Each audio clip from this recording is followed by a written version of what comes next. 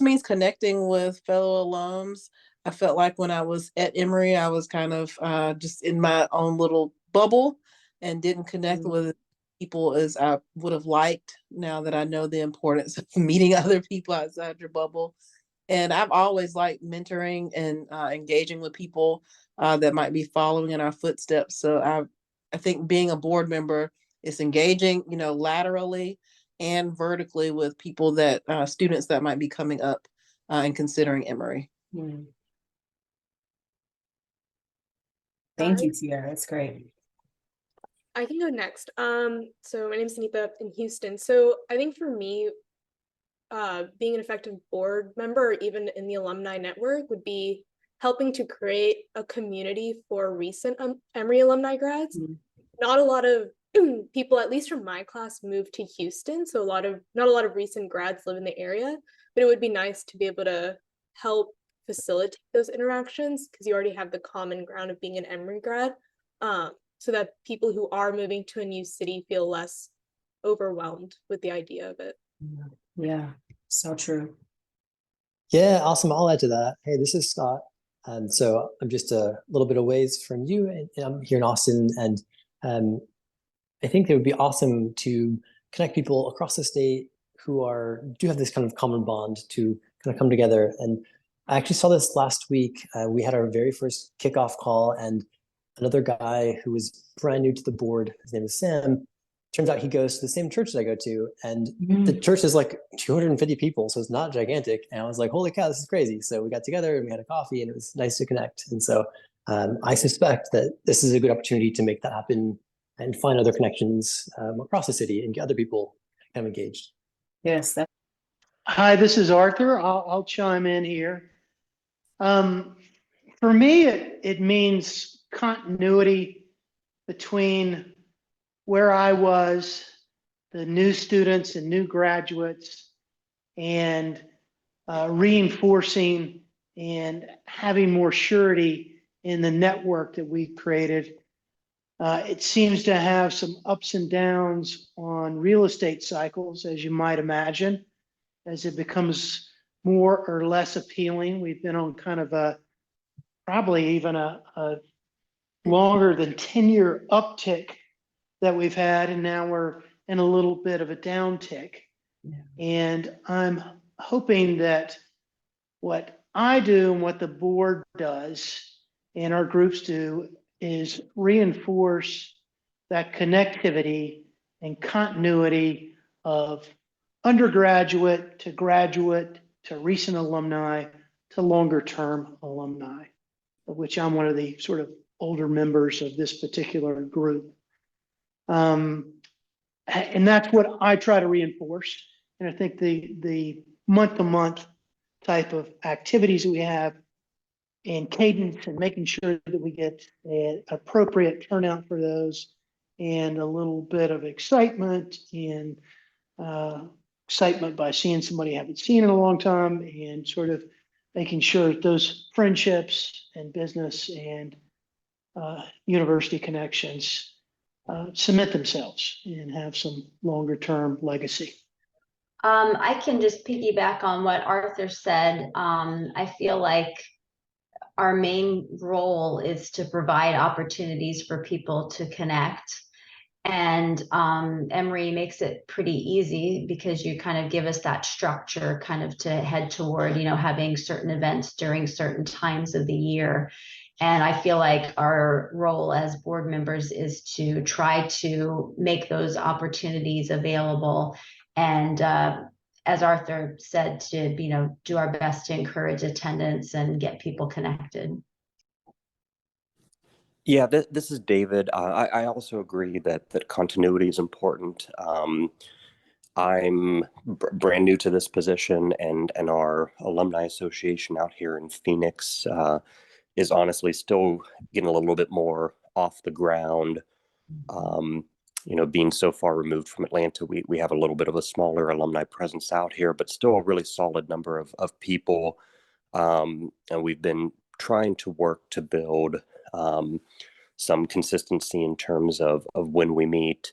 and providing opportunities for, the diverse group of alumni that we have out here in the Phoenix area to attend those events, get to know Emory alumni out here in the Phoenix area, connect, and hopefully as we are able to host more events and have some of that consistency, hopefully we'll build those connections and be able to start building a really strong network out here in Phoenix. Thank you so Okay, much. well, I would say the number one thing would be is to be effective as a board member, would be to be engaged. And of course, that means attending meetings, just being on top of whatever the tasks or the goals are at hand. That's probably the foundation, among other things. But I think firstly, especially since this is volunteer, you kind of have to, push yourself to be involved. And you have to want to be there. I think the gentleman mentioned that, like, if you're not excited, then this may not be for you. So I think engagement is number one, just being connected, understanding what the goals are for the year or the quarter, whatever it may be, and following through that way. So to that point, Alex, piggybacking on what Carla said, I think one of the themes that we've discussed here in the San Francisco board is consistent engagement. More on top of just engagement. I think one of the issues we have here is that it's a pretty wide geographic area that's covered. This is the San Francisco Bay Area. It's actually very. I'm not sure exactly how the South Florida system is set up. I think we both have similar, kind of a similar situation insofar as the area is pretty widespread. It's sometimes hard to get alumni to come to events if it's a little bit too far away.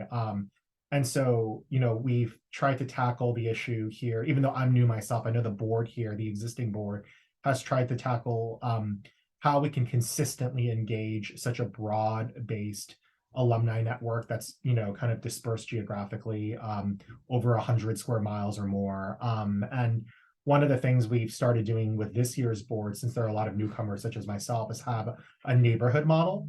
So I'll head up kind of the Sacramento-based events. There's another board member we have that's heading up the South Bay events, another one in the city of Sacramento itself. So we have this like sort of neighborhood engagement program that I think so far has increased our some of our turnout. So to hit some of those metrics that we've been told that are important. I think to be an effective leader is taking some, obvious ownership of your component of the board, but at the same time being effective at delegation, knowing that, you can't, accomplish always everything based on your work schedule or family life. And also that sort of provides an opportunity to bring in new alumni that express that co-leadership role. And then they might also reach a different demographic that you haven't as effectively targeted based on the generation of when you graduated or what your personal life is. So I think that that's an important and sometimes difficult thing to do, but often very valuable for the current event and future events. I've been on some boards where, somebody's in name only and doesn't show up very often, and that's always frustrating to the other people that do. So I think, what Carla said about being engaged is good.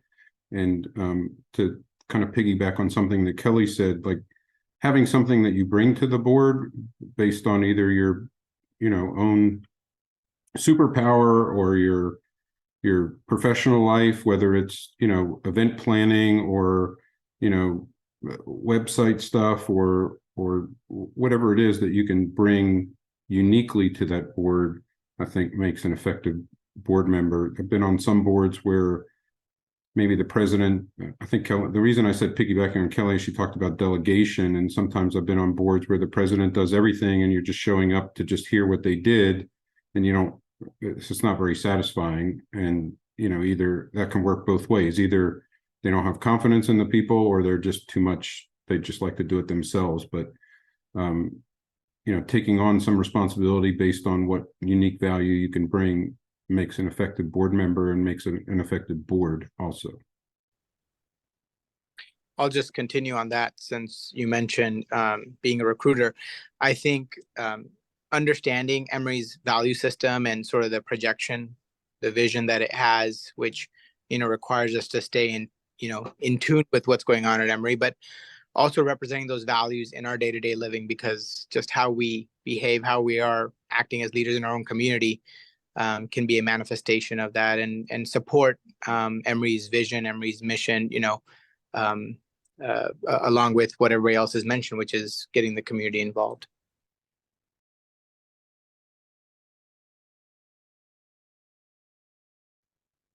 One thing that I did recently for a new communications chair, Yandong, and maybe we can do this in your professional development role, is I'm connecting a new board member with someone who's been in that role, that same role, in a different region. So that person has been doing great things on social media and, doing communications on behalf of that network. So I connected them with each other through one of my colleagues.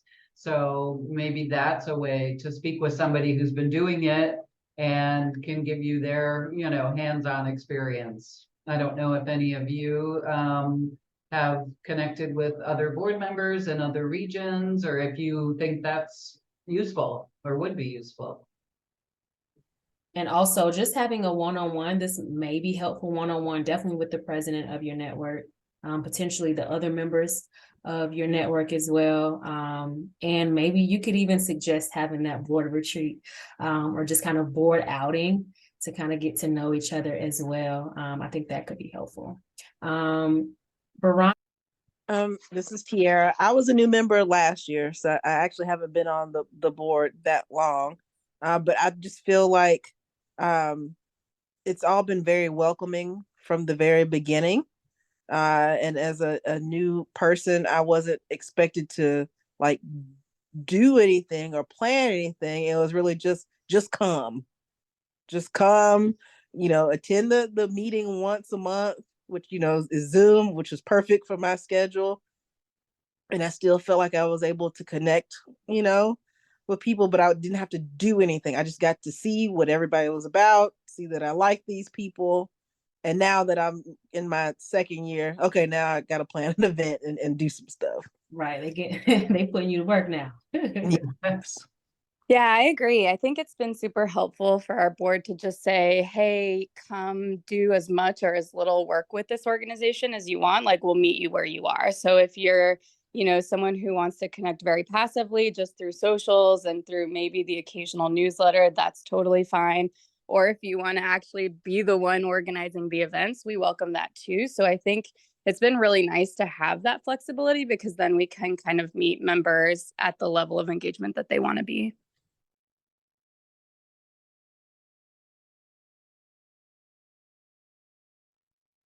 I think for me, I just got an email and honestly signed up, had a conversation, thought it went well. My brother is also an Emory alumni.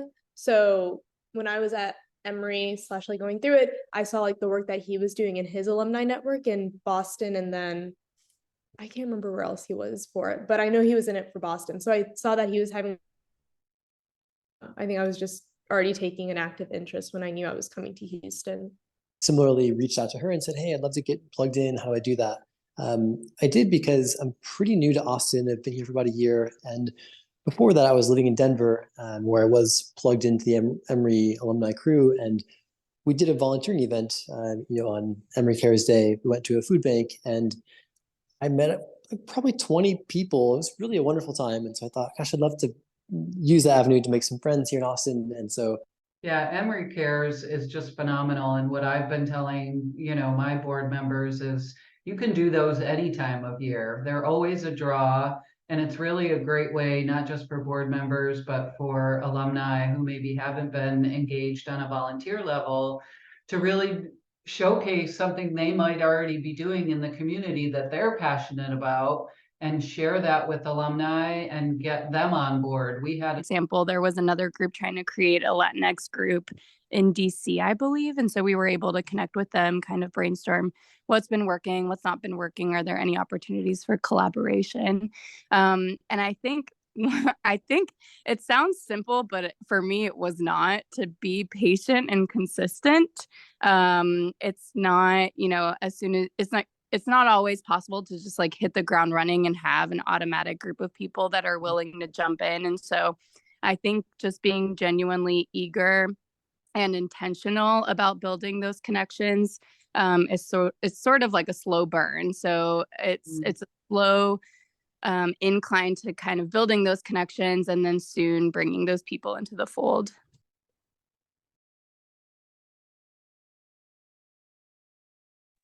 I'd like to start with asking if they need help. How are things going? Can I help you in any way?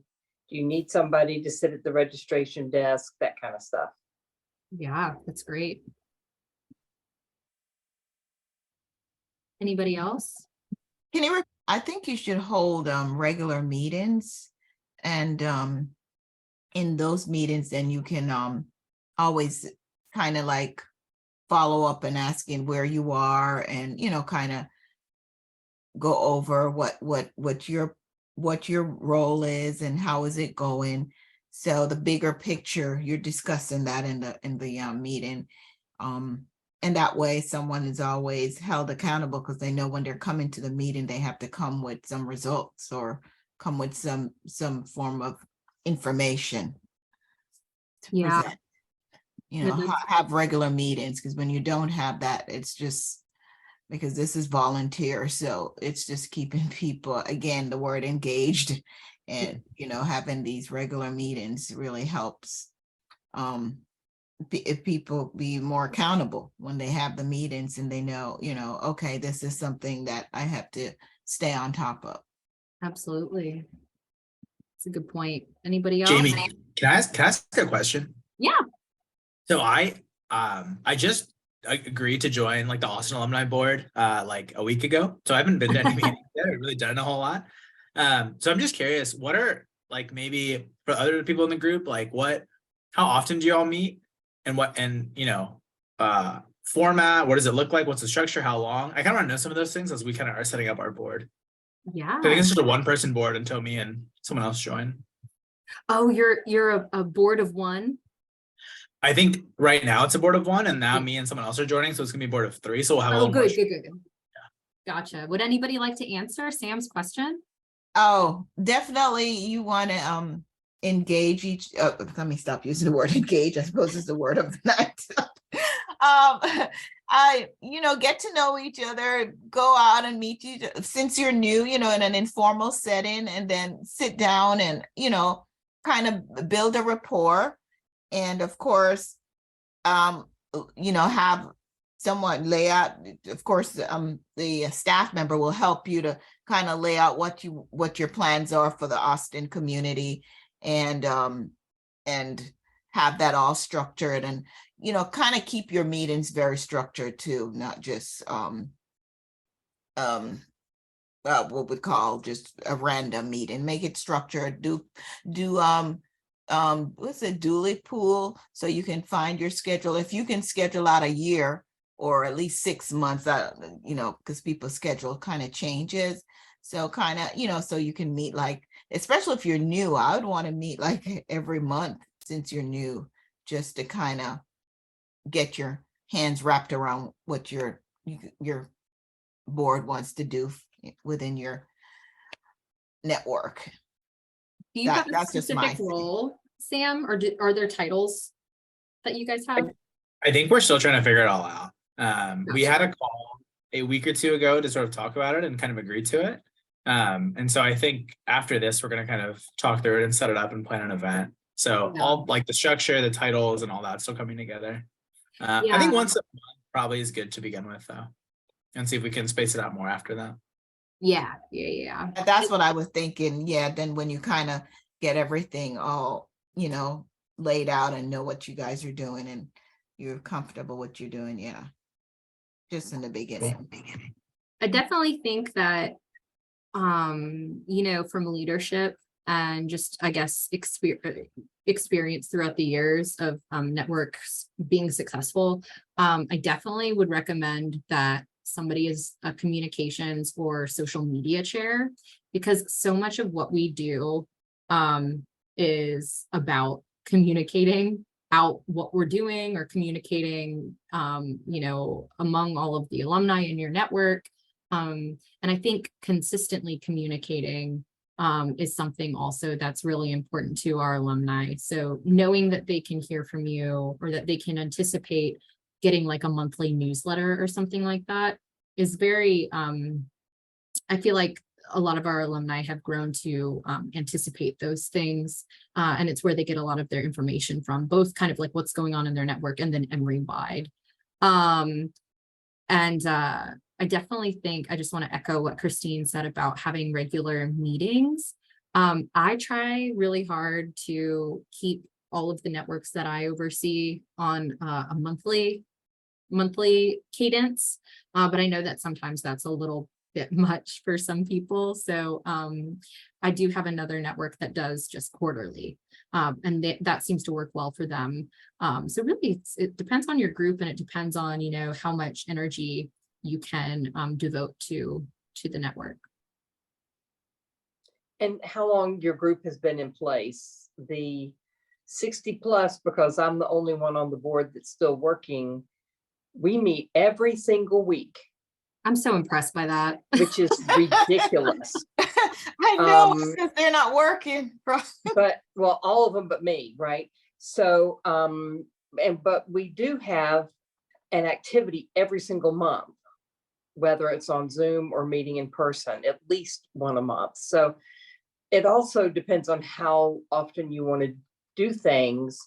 You need to meet and get the details straight. And you certainly can, we could meet more probably in a breakout situation, but it also depends on the desire for control that the leader of your group has. Hope it's okay if I speak freely. Absolutely. Yeah. So hopefully that answered your question, Sam. Okay, good. Yeah, so much appreciated. I appreciate the insight from everyone. Yeah, absolutely. So I'm going to throw another question. Again, you can come back to the old one and do 2 for 1. But the next question is, how do you hold your other board members accountable for the work that they have committed to, right? So perhaps, Kelly, you might be a good example, right? You lead Emory Cares, but in New York, that might be, you might have other project leads, you might have other people. Karen is leading the book club, but she might have a different host. And they have to kind of fulfill their responsibilities. So these are some of the examples that I know from the folks that are in the room. But think about ways that you've done that successfully, and if perhaps it hasn't been as successful, what could you have done differently given the chance? I would say volunteering nicely helps, but public shaming is hard because you don't want people to leave. Maybe having frequent check-ins just to monitor the status of projects, especially if there are larger projects, because we're all busy and just wanting to make sure that folks feel supported. This is Larry. I think sending out good notes from the meeting and detailing what the action items are.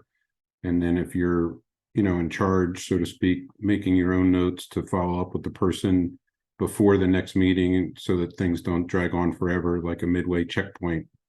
It's always a good way to keep people on task. Yeah, I was just going to say that in terms of trying to get other board members engaged and involved in follow through, I just have tried being persistent, which doesn't always work, but try, email, text, however, different modes of communication and persistence in trying to get them on board to fulfill whatever their responsibilities are. Because I actually don't have a clear answer across even the boards that I get to partner with. And so I heard, taking notes and, sending it back. So I'm curious, this is not part of the questions, but I am curious, how do you all do it in your networks? Because there are some networks that have an assigned scribe. There are some networks that they kind of go by the seat of the pants type of thing. So I'm just curious, kind of who puts the agenda together, how do you all send it, and who takes minutes and who sends that back? Because again, there's different styles. So if you all don't mind sharing, that would be helpful. In the over 41 currently, Jamie does a good job, the staff person. Prior to that, Michael Young, who was our board president, used to do it himself, but right now Jamie seems to do it. Yeah, I was gonna say, similar to Larry's situation, Amy Blythe, our regional director, I guess the Emory staff person, does that, and we sort of throw ideas at her of what we want to discuss at the meeting, and she'll put together an agenda, circulate it, and then circulate post-call notes. Another thing that this might bleed into the previous question a little bit, but we have started sharing documents and sort of event planning stuff on cloud documents, so that you can kind of see, everyone can see in real time what others have added, or can track what kind of milestones have been reached, so to speak. So I think maybe that's a way to hold folks accountable to some degree. At least there's more transparency in who's doing what in real time. Well, the next question, Bernie, it kind of ties into what you were saying and accountability. So how do you hold your other board members accountable for the work of the role that they've committed to? If anybody has anything to share there.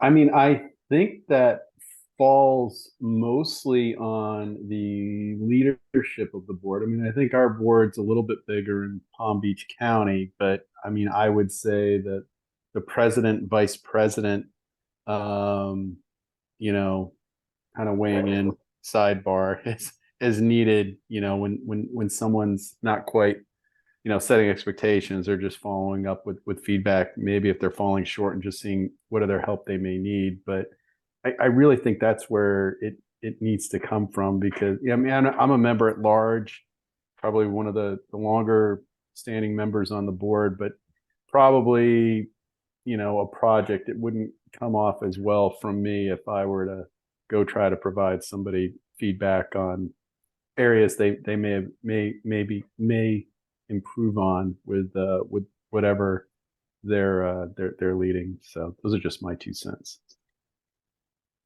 As a board, as a collective, I know there's definitely good tactics and techniques that folks can take because it's one team, one dream, right? So I'm curious, Bradley, I know the Birmingham group, y'all are very tight knit. So I feel like y'all all hold each other accountable in some capacity too, for sure.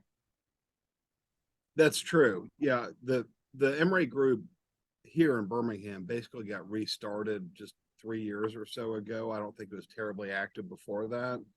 And our president has done a great job. She reached out to some people that we were all in college together and knew. I'm 89 college, so maybe a little bit older than some of the people here. But we have a friendship that kind of reaches beyond just the board members. But it's a matter of taking that friendship and the ties and professionalizing and making sure that we're executing what we need to. And your input, the staff's input and leadership is always very helpful in that, for sure. Absolutely.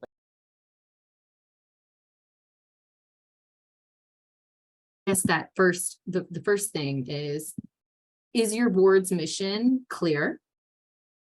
And then what do you all do as a board to uphold that mission? Does everybody have a mission for their board? I know some don't, because I would say sometimes when networks are a little more, age-based or affinity-based, they may not have a mission, but some of them do. So,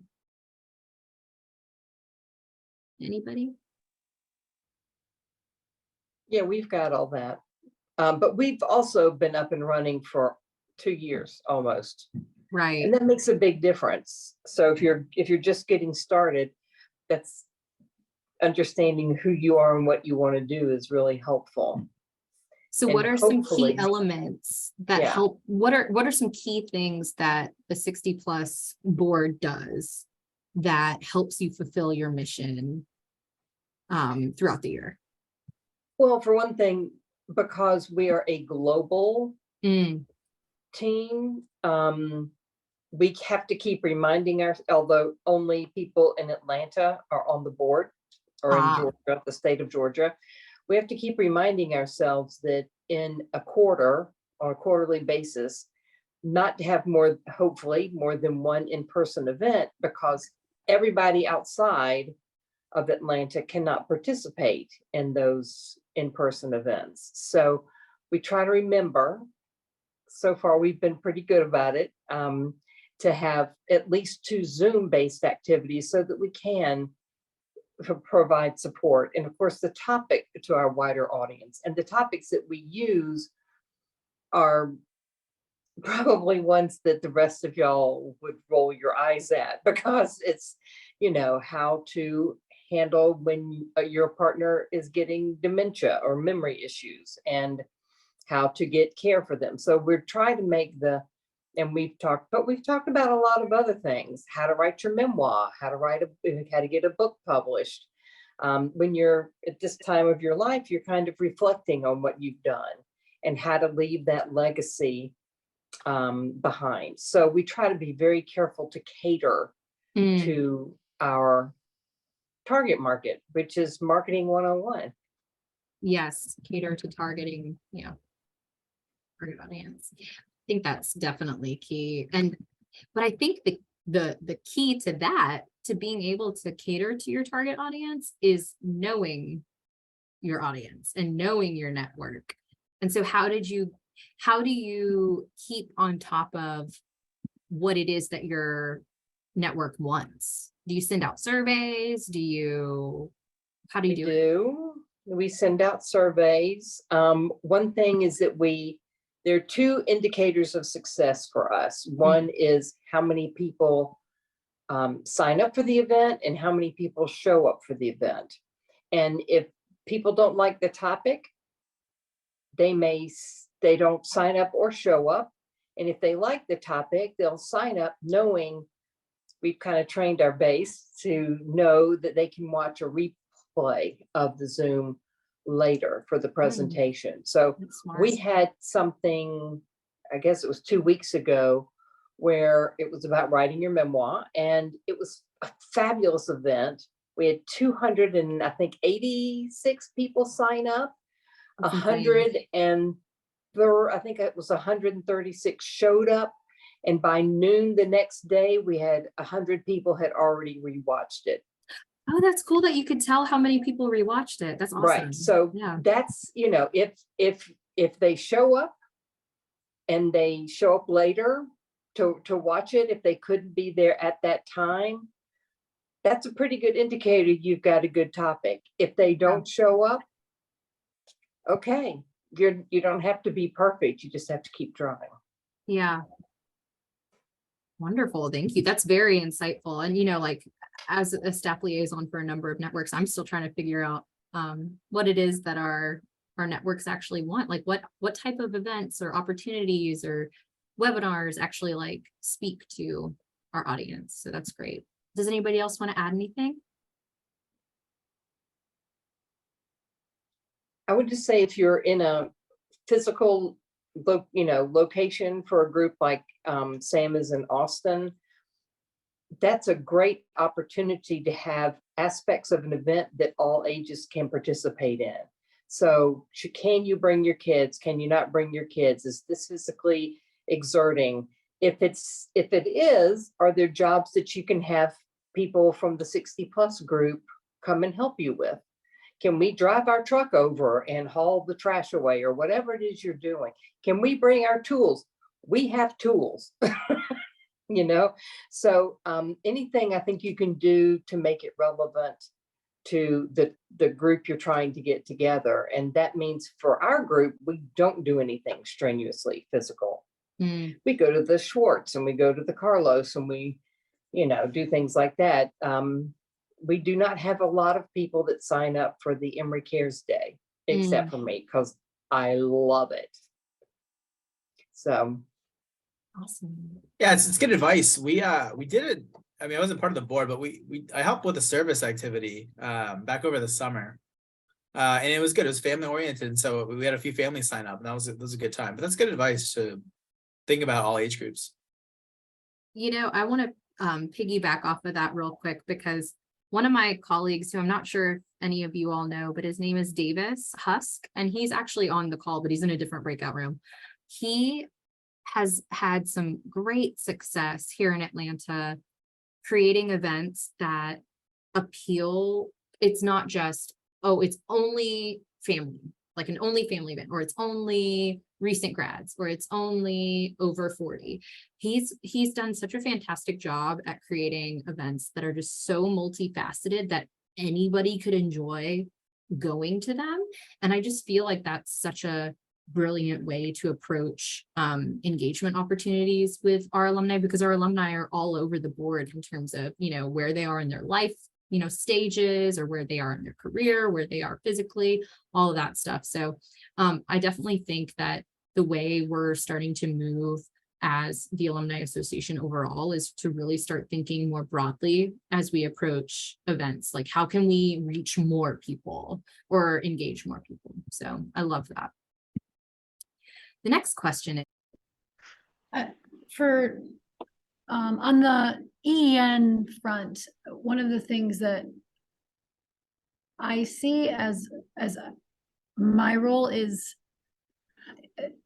there's a lot going on in this space now within the college, within the business school, and I think it's really difficult for alumni to know what resources do what.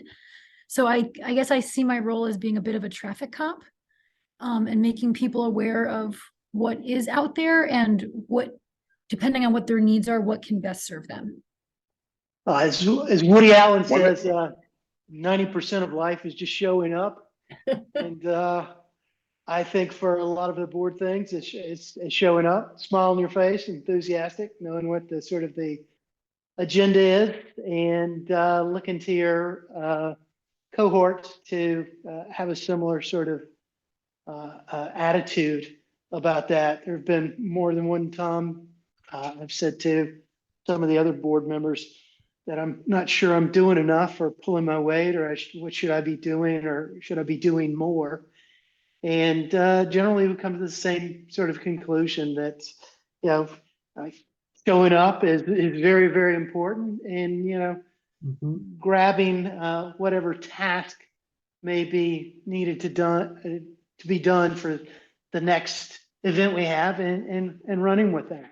And that seems to get things done. But I will circle back and say, man, showing up and being there and being available is 90% of that equation.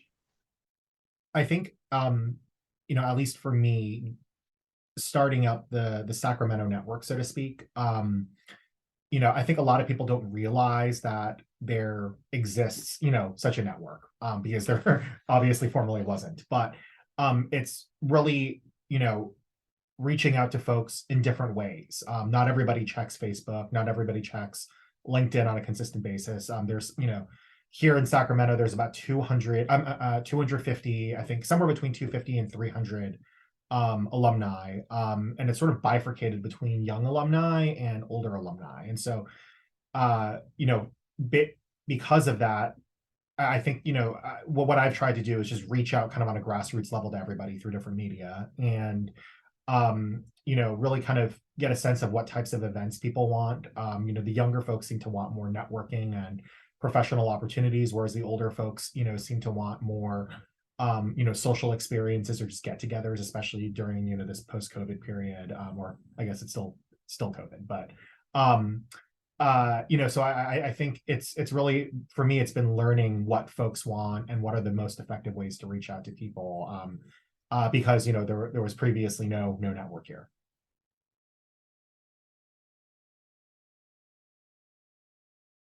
For the ELAN group, what we do is we have monthly meetings, and since most of the board members are in different locations, we do it through Zoom. Okay. And that we do that every month, but we also have a group chat.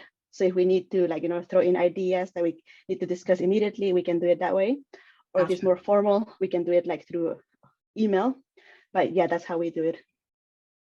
Very good. Mhm. Anybody else? I think we heard, Linda, we heard from you that y'all meet weekly. How do Yeah. y'all meet via Zoom? Yeah. Wow. And we use mainly emails in between because, some of us are old and don't text, but some of us continue to have relationships and get things moving via text. It all depends on the comfort with technology that Yeah. the members have. And some of them are like, no, I know how to email and that's it. So I work in technology, so I'm fine with all of it. But Gotcha. it's really important to meet people where they're physical and technology and, because they've got time. They just, may not have the same energy level to dig holes, but some of them could. Absolutely. Yeah. Anybody else? I'd love to hear how the other networks function communication wise. Sorry, I'm just getting back. This is Chase Park, class of 2007 from the DFW chapter. Yeah, as far as our communication, I haven't really been too involved. I just got through kind of busy season at work. So, but yeah, we try to do like a monthly kind of Zoom or phone, check in with our, few board members, executive, and then, most communication is just done via email. Maybe like a day of an event or something might be more like text message, but mostly email. And then like a monthly call. Gotcha. That's really good to hear that, I think overall our networks are meeting at pretty good cadences, monthly, weekly for some. So that's really good. That, there's kind of like a regular cadence to everything. I'm really interested in when networks are really good at like texting one another back and forth. All of the networks that I'm in or that I oversee, texting isn't a really big thing, very big on email, but I guess it really just depends on, your preferred mode of communication. So whatever works for you, works for you. It's just really interesting to hear that, everybody's kind of doing the same thing, only maybe a little bit different. All right. This is an important question for me because I think a lot about just it's a relatively new board. Again, I said 2018. We had to kind of figure out what that looked like in the midst of the pandemic, as many others have said too. And in terms of communication and collaboration, something that I've thought a lot about is our role with our own advisor in EAA and clarifying expectations and making sure that I'm very excited to be working with Letitia. We just met her last week and just making sure that we are utilizing that resource as best as we can, because I do think that there were a few moments when we just kind of hit the ground running with all our ideas and resources and just going full throttle without really taking a step back to evaluate what really works with the overall calendar, what works with the academic year and all the annual goals that we're establishing. Absolutely. And just a little tidbit as well, going off of what Veronica just mentioned. I think it's even helpful if there is a one-on-one, maybe with the president or the co-president, with your staff liaison, so that you can make sure that there is that connectivity. Maybe it's monthly, maybe it's bi-monthly, just kind of whatever rhythm that you all want to have. And I think that can help facilitate that relationship between the board and the staff liaison, to then communicate back to the board as well. So that could be good.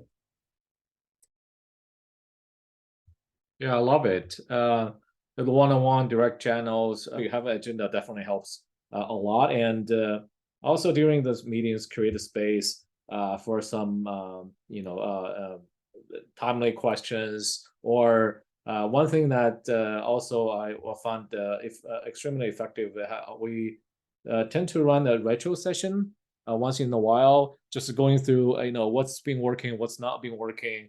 Just dedicate some space and time to go through, really just being honest with each other. It's just usually the board is a small team, a couple of us, just be very open, transparent, and improve collectively over time. For sure. I add on to that piece about communicating with each other. And in the piece about transparency, I think a lot of times, especially when you have a new board or just new members on the board, I think it may be helpful to have a board retreat, whether that's just once a year or twice a year, to just get to know each other, to really create synergy. Because a lot of times it is kind of hard to be transparent with each other when you don't really know each other like that. That's true. Having this personal connection, the trust. Yeah, so that could be helpful. Have your outings, have your winter outing, and do all of those things outside of the board as well. And I think that will help create that synergy and communication as well. Yeah, and we know how busy you all are. And so I often find myself, when we do have board meetings, like jumping right into the agenda. And I've been trying to get better at sort of taking even 5 minutes to sort of check in with everyone, and whether it be after a holiday or, a sporting event regionally or something like that. I think it's nice to connect personally, while, one of our goals as regional liaisons is really to work together to add more volunteers, not necessarily board members, but to have other alumni in and around your neighborhoods willing to step forward and be an event lead or do brainstorming for an event, maybe co-host with a board member. So we're curious if your board is doing that, if you have suggestions about gaining participation from other local Emory alumni and planning activities, or maybe serving on a committee. That's really helpful for us to hear your input on that as well. We just had an event with the provost, and I think the board did a great job reaching out to people in their classes, at their schools. We kind of divvied up some lists and did some targeted outreach, which seems to be helpful in connecting with people beyond sort of the, obligatory mass emails that we send out. We have a board meeting every month for the Orlando group. Yeah, the same for Miami. We have a board meeting monthly, and then on top of that, we'll have. I know they just had I couldn't attend, but a brunch on Sunday to catch up with everyone, to engage on sort of just beyond the board meetings on Zoom, to meet in person, especially if you're in that area just with the board. Nice. So going back to the earlier points, keeping the board engaged as well as getting other people engaged as well. We meet. And I guess it might be a little bit different because we're topic specific. It's all focused on entrepreneurship. We're seeing each other monthly, but it's typically for an event. So we host speaker series and other types of entrepreneurship focused events. I'd say as a board, we're probably meeting quarterly on top of those events.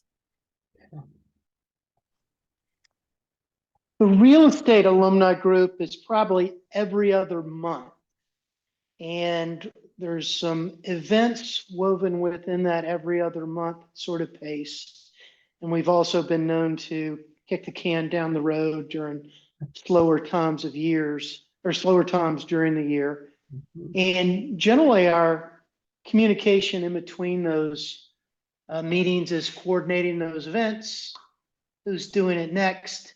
And kind of a subtext to that woven into it, are we piggyback on some of the MBA events that are there, where we promote them and just make sure that we're supportive of those events, and vice versa. We'll invite especially the folks who are headed towards graduation or our officers in the graduate real estate group, making sure that they're aware and attending and have access to our events.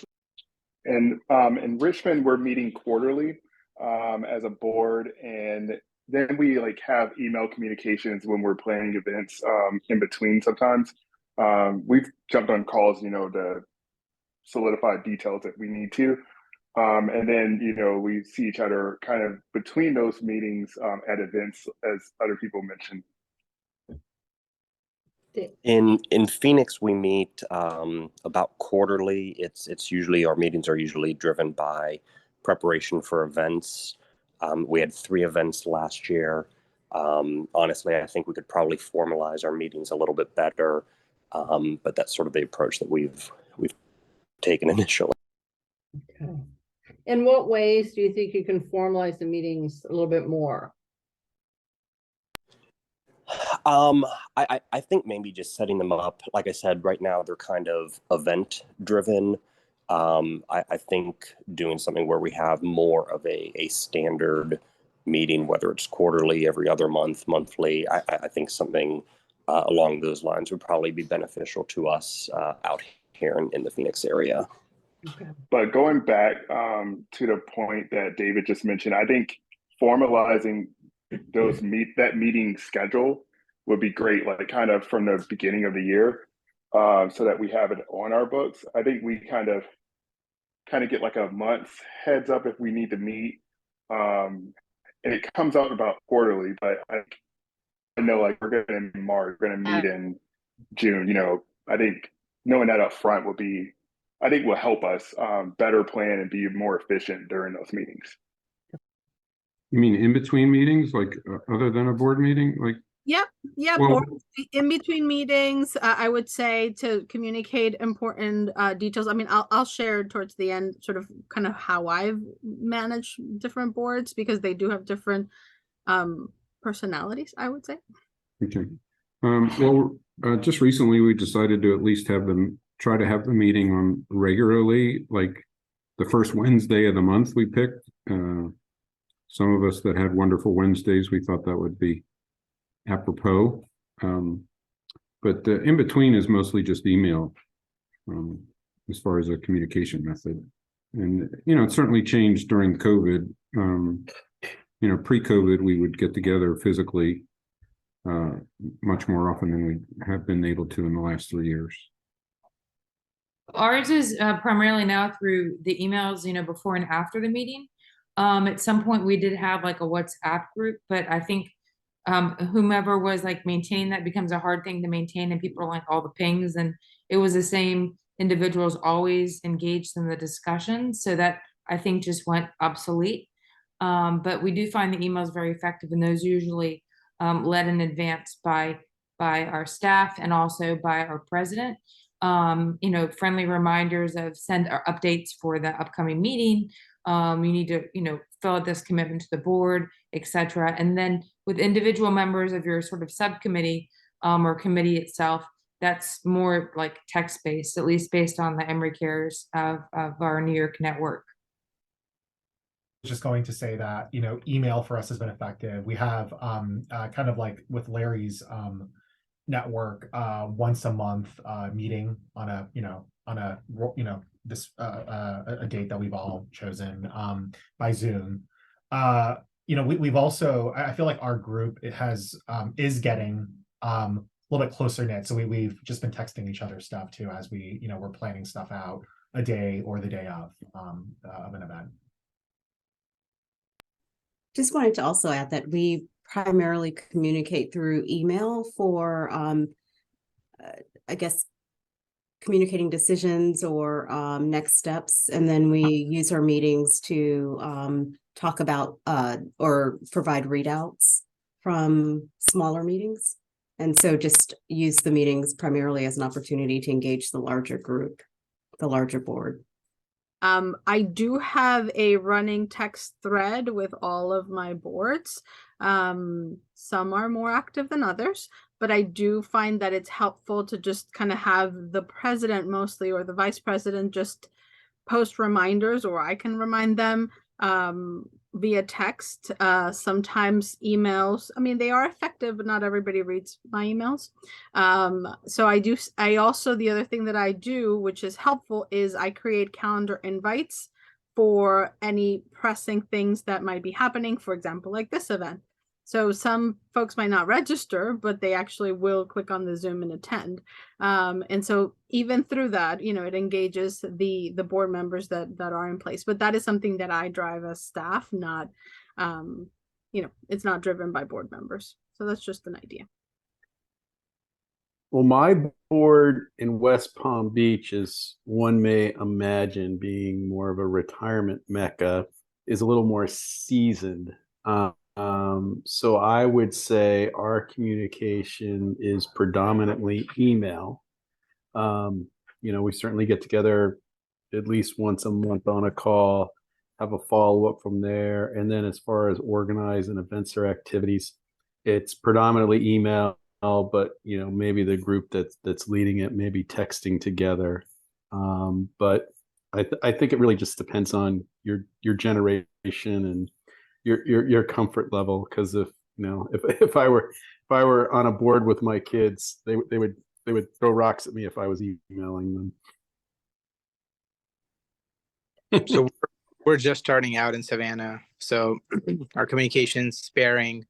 It happens focused around like when we're going to meet and when we're planning events, so it's not as frequent. But we're using mainly email right now, and I think just going back to your earlier question about accountability, I think more informal discussions on the board help. So like if we were messaging each other on the text, etc., then I think you can help hold each other accountable in the sense that you can say, hey, I can help, or what do you need help with, rather than just saying, hey, you know, let's get on a call and get these updates, and oh, we missed all these deadlines or things that we were supposed to do. But I think those informal discussions help. But like I said, we're starting out and trying to plan our first few events. So and you'll get there and you'll find what works and what doesn't work. Just like, you know, Bernie, you said email, that's the best way to go. But with maybe a younger board, it's texting only. So it's finding kind of that in between. But kind of what Molly was speaking to earlier about how communication is kind of at the forefront of frustration for any board member, or really just any relationship that you're forming, right? Communication is always a big one. So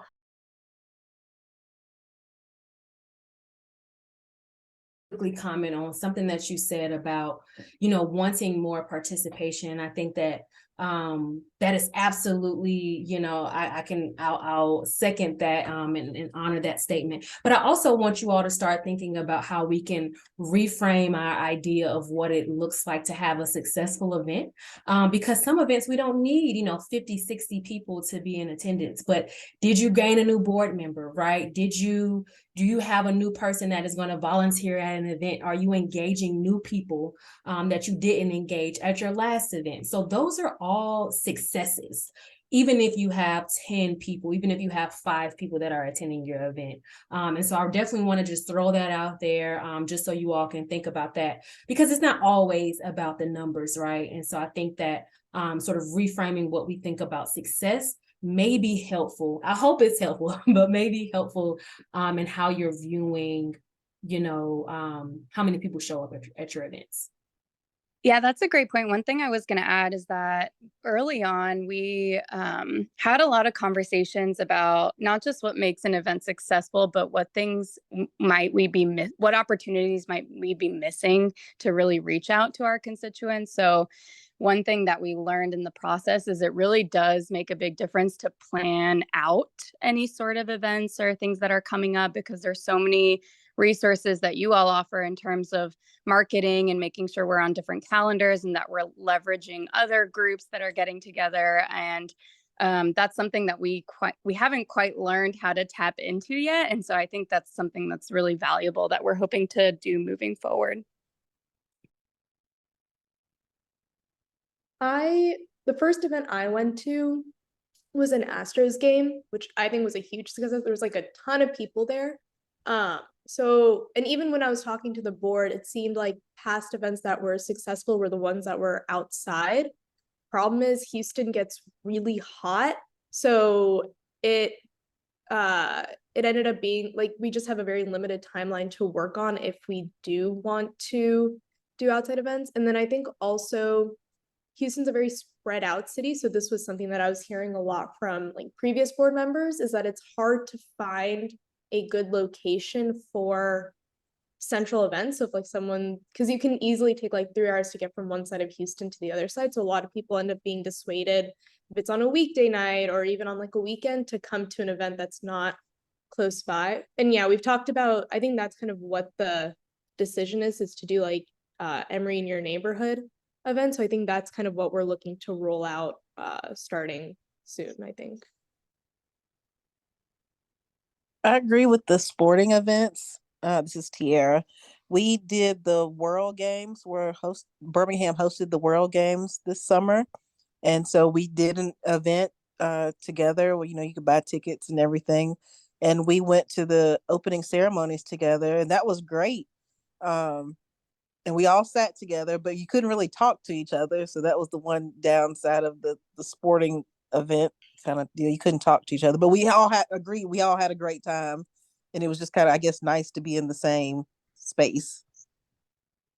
I'm sort of backtracking a little to what we were talking about with virtual events and just successful programs in general. But one of our most popular programs was, it was called Cafecito with Elon, and it was partnering with a local organization that makes coffee. And it was essentially like a virtual happy hour, but instead you got to learn how to make the coffee, and then you could, bring your own supplies and join in. And it ended up being a really nice passive way of, essentially like doing an activity together. It was only an hour, so it was like low stakes for everyone. And I think having the connection with someone in like a business or local organization in Atlanta actually brought in more people than it would have normally, because they see that we're trying to build those community connections as well. And that brought in a lot of participants too. That's an easy one for us. The biggest events are when the speakers come down from Emory, whether it's a provost or a dean or even just a professor. But anytime we get an Emory speaker, those are our big turnout events. This is David in Phoenix. We haven't had a ton of events to date, but I think our most popular one was at the one of the Frank Lloyd Wright historic houses out here in Phoenix. We had a speaker come and talk to us about the history of the house and Frank Lloyd Wright in general. And it's a really, really, really beautiful location in Scottsdale. And that was well attended and actually had a lot of interest among people here in Arizona. It's one of those things where a lot of people who have lived in the Phoenix area for many, many years had never been. It's just one of those things like, oh, it's so close, I'll go someday, and you never do. So being able to offer that to the alumni out here gave people a really good excuse to come out, and it was just really spectacular, really well attended, and I think enjoyed across the board. Popular our awards ceremony when we feature local entrepreneurs. We also have,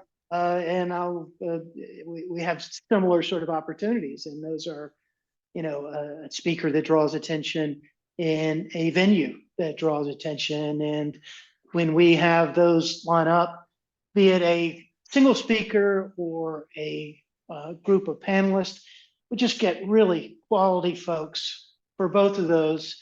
And invariably, because of the robust I think for us, it has to be when the president visits. I think we tomorrow we have an event down here. I think there's something like 250 people signed up, which is a big turnout. Same as everybody else, the sporting events. We have the Miami Open down here is big, although I know we talked here about maybe doing something with the Marlins, but we had the same concerns. Would anyone come to a Marlins game, no matter how discounted the tickets, which you may have to give them away? But it's the big events too, like the big draws. Usually when the president comes, I know last year he came and he was at the Perez Art Museum downtown, which is a great location. So I think people came to see him to see where location was and to talk to other alumni. So, and there's good food there too, and that draws people out as well. We've seen that too. Curious about the speaker that you had for the house tour. I mean, was that an Emory alum? Was that someone that was connected with the venue? Did you have to pay for the speaker? I'm just curious how that worked out. It was someone connected through the venue that the president of our alumni association out here knew. So we did not have to pay for that. Thank you. One is that one of our board members is also on the board of the local art museum. And he arranged a fantastic holiday event a year ago to have the director of the art museum give us a private tour, which, believe it or not, Birmingham actually has a pretty nice art museum. And that was extremely well attended. I don't remember the numbers, but probably 50 people here, which was a great turnout. And people were there for hours and very engaged. So, I mean, not every chapter has somebody's on the board of the art museum, but some kind of cultural institution or something of local interest where a board member might have some reach, I would really encourage using that. I was pleasantly surprised how great the turnout was for that. And then the flip side of that, the yin and the yang, is that outdoor parties at bars have also been very successful. We've had really good turnouts at a microbrewery around here with a great outdoor space. And we've done that 2 years in a row. We're going on 3 years in a row. It's in April, so here in Birmingham, the weather's good. People turn out, they bring their kids, their husbands. It's great. It's fun and festive. So those are two things we've done that have been very successful. Outdoor events are the best, and sporting events. I mean, like baseball games, and I know here in DC, hockey is really big. So we had a Capitals game recently, and same thing. We had a ton of people turn out. You know, coming from the South, I was like, what is hockey? They play it on ice and there's a puck involved and there's a lot of fighting, which I learned. It's thrilling. But yeah, sporting events are big too. Yeah. And we have a, I'd say a fairly new board, the Emory 40 & Over Network, but we've had a few events and that's, I think we could call successful. There was a Cirque du Soleil event. And so I seemed like a pretty good turnout. Not really sure what but numbers wise, I don't know how much it was, but and then we have the Emory Explorers events that's at Maggiano's, and it's at lunch. Those tend to be more like MBA grads that come out for those, and we have one actually this Wednesday at the Rollins, the new Rollins School of Public Health, and there's a professor from Brandon Smith, some of you might know him. He's a professor from the Guazetta Business School, and he's coming out to talk about virtual hybrid workspace kind of thing. So I think we have about 30 registered so far. I think that was about the turnout for the Cirque du Soleil from what I could tell in the pictures. It tends to be around 30 because most of the events are on weeknights. I think it's a little hard for at least our age group to get out on weeknights because there's so much different events planned. But so I think it's about around that number so far.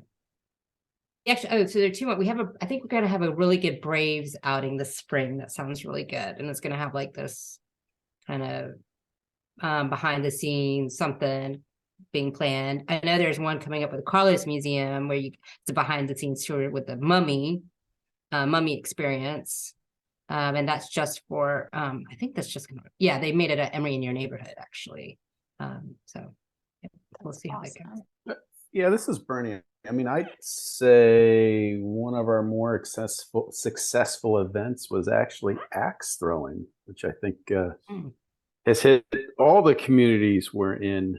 That was a fun event and very well attended. And you know, we also done a minor league game that worked out well too. Okay. Oh, another thing, pickleball. Pickleball was very successful for us. So there's another idea. That's a really great point. I would add also, so in New York, we have had some professional development events. One event in particular I thought was well attended in the fall with someone named Alan Patrikoff. So I think in New York we have a Zoom meeting tomorrow evening with someone who is a year below me, who recently founded his own company. It's a very niche company that has garnered a ton of attraction so far. People are really interested in the space and what he's been doing. So he, this person would be an example of a potential speaker at an event that could draw an audience. I love that. Stephanie, I'm curious, this isn't one of the questions, but I feel like it pertains to this because we have been seeing people want more professional development, whatever that means. We had the owner of Seth Goldman, who owns Plant Burger, which is like the vegan fast food place, that did a talk, and it was very well received.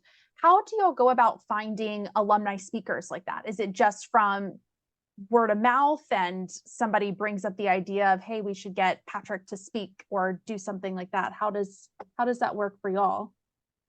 I'm not sure how Alan Patrikoff was sourced. Although I think maybe our president or the VP of professional development had someone who was a professional contact in common.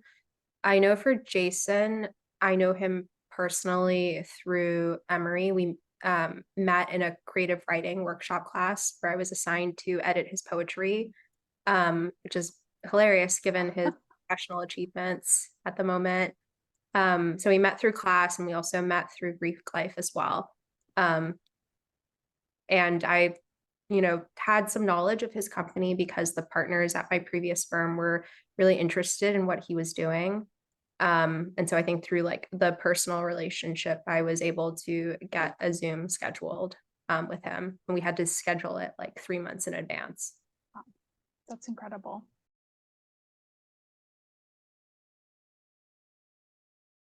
In fact, a gentleman who's participating in this conference tonight is not really a board member yet, but we're recruiting him, and he's been hosting events, sporting events, and now he's very interested in becoming a member of our board. And that's a really good way of recruiting people to get involved. What are some things that are not working so well, whether it's events or outreach? I'd be curious to hear what the pain points are and what really isn't working for your boards.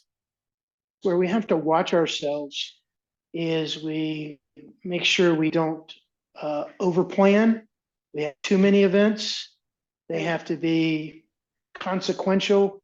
They have to be interesting, I think, to be as effective as they need to be. And if we try to have the A events and then slide in some B events, suddenly everything becomes a B event. Yep. It just doesn't have the attention and appeal that it would. And so we kind of have to have the big shiny property tour or the marquee sort of speaker, if you will, that really gets a lot of attention.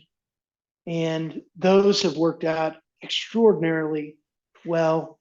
And some of the lesser events, I wouldn't say they haven't worked out well. We have to be a little bit more targeted and maybe bring on undergrad or extend it to the law students or even to sometimes the broader real estate community. And usually we will get a sufficient turnout for that, but it really doesn't have that energy, I think, that the bigger events do, that really draw in new members and participation. As we do this scatter shot and we do all different kinds of events, and there are very few people that show up where we're expecting more people to show up. And then there are events that we thought, maybe we'll get 10 people and we sell out very quickly. So I know for us, we're still trying to see what appeals, and we're also trying to reach a broad range of ages for the events. And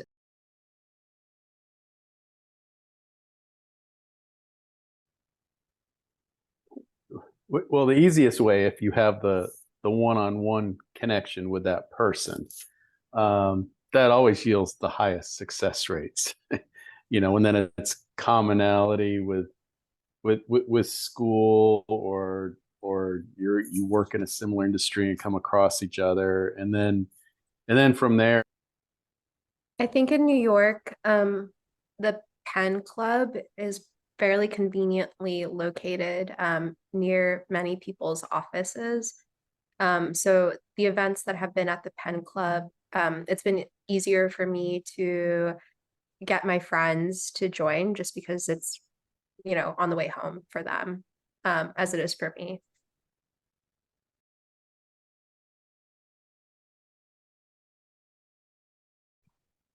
Yeah, this is Tiara here. I haven't been on the board long enough to, I think, be able to comment on what hasn't worked.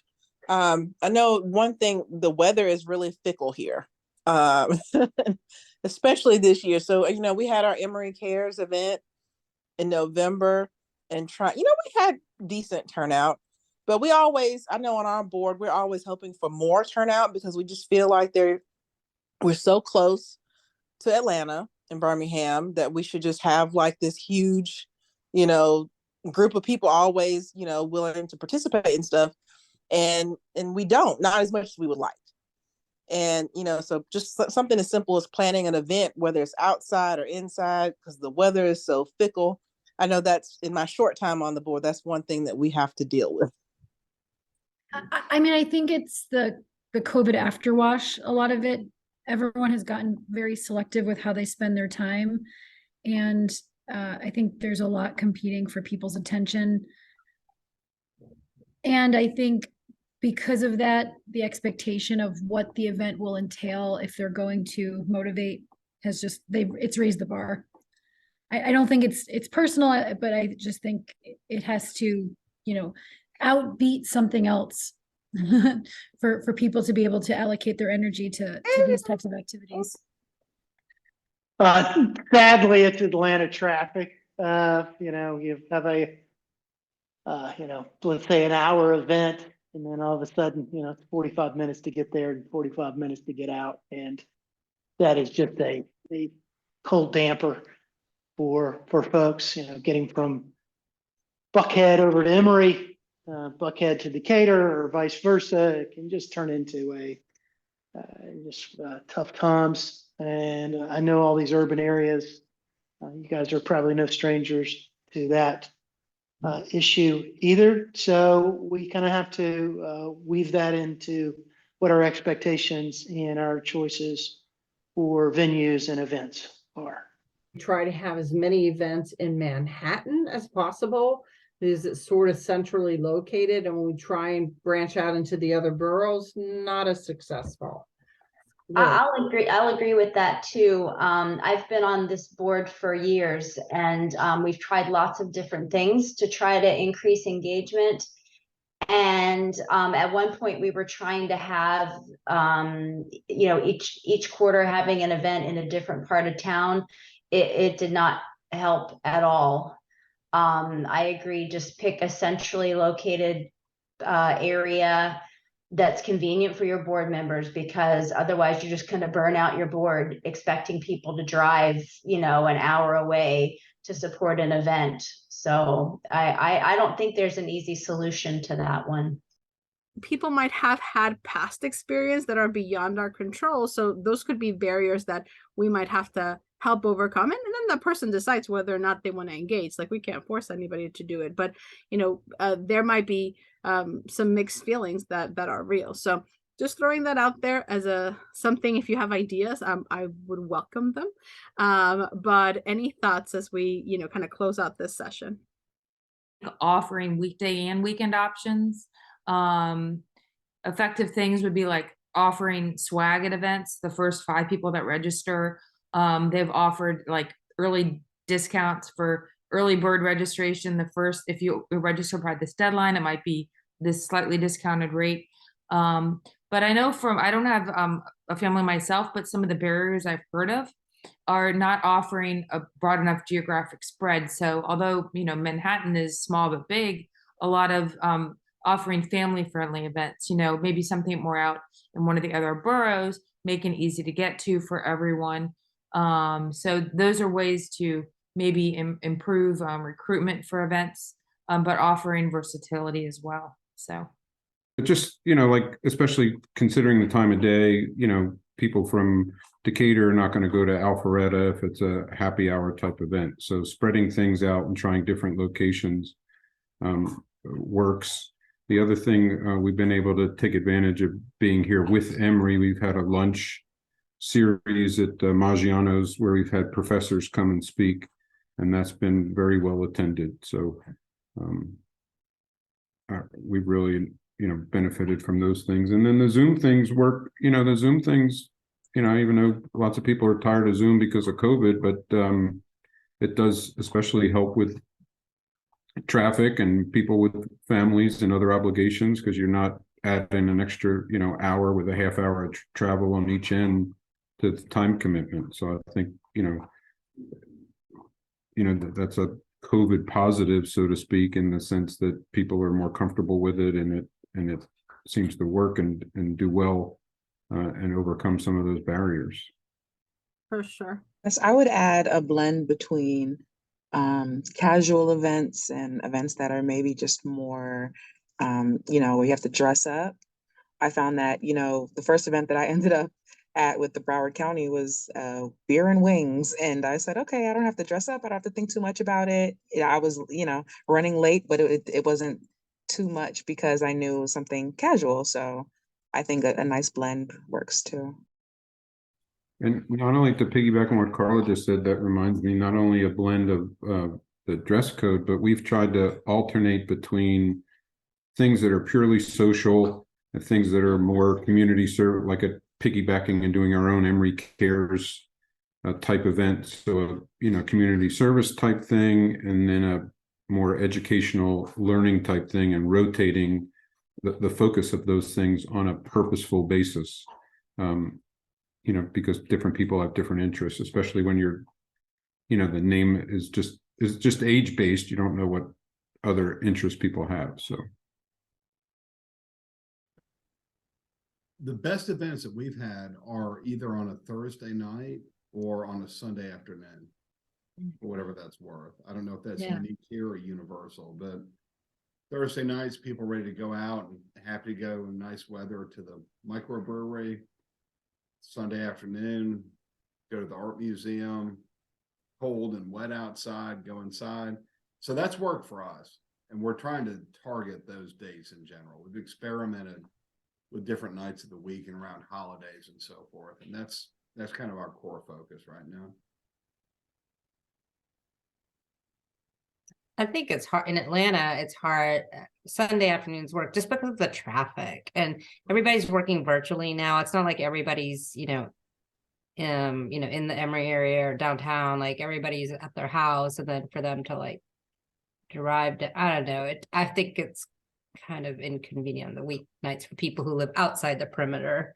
But so I think that's sometimes maybe a factor. And then the other thing is, if people don't know people, they don't want to go by themselves to these events, right? So it does help to have that person, people try to be intentional of using their personal networks, whether it's, WhatsApp or their personal Facebook page, or, just remind people to like, send messages out, instant message, whatever. But I think we have to be a little bit more intentional about it. I agree. Something that we find, and I don't know if it's the same for y'all, but what we find is we do our wonderful Wednesdays or happy hours. If there's not an activity, I mean, it doesn't even have to be a high cost activity, but if there is not something where you can be a little hands-on with, where you can be kind of around strangers, if you will, we have more attendance at the activity-based events than we do something that's just a generic happy hour where you're going and making small talk. I don't know if that's the case for y'all too, but people do, to your point, feel more comfortable going alone when there's something you can do, like a paint and sip. We have a lot of people that wouldn't go to a happy hour, but will come and paint and sip with other alumni.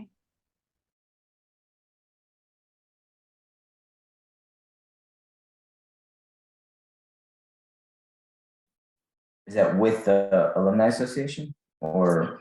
Just as a board member, what's your biggest frustration? Like, is it you find that, you know, maybe your board doesn't have enough people on it who are actually willing to do the work that needs to happen, or perhaps maybe you don't have meetings as often as you need to, maybe there's a budgetary limitation, just kind of what is like your pain point as a board member?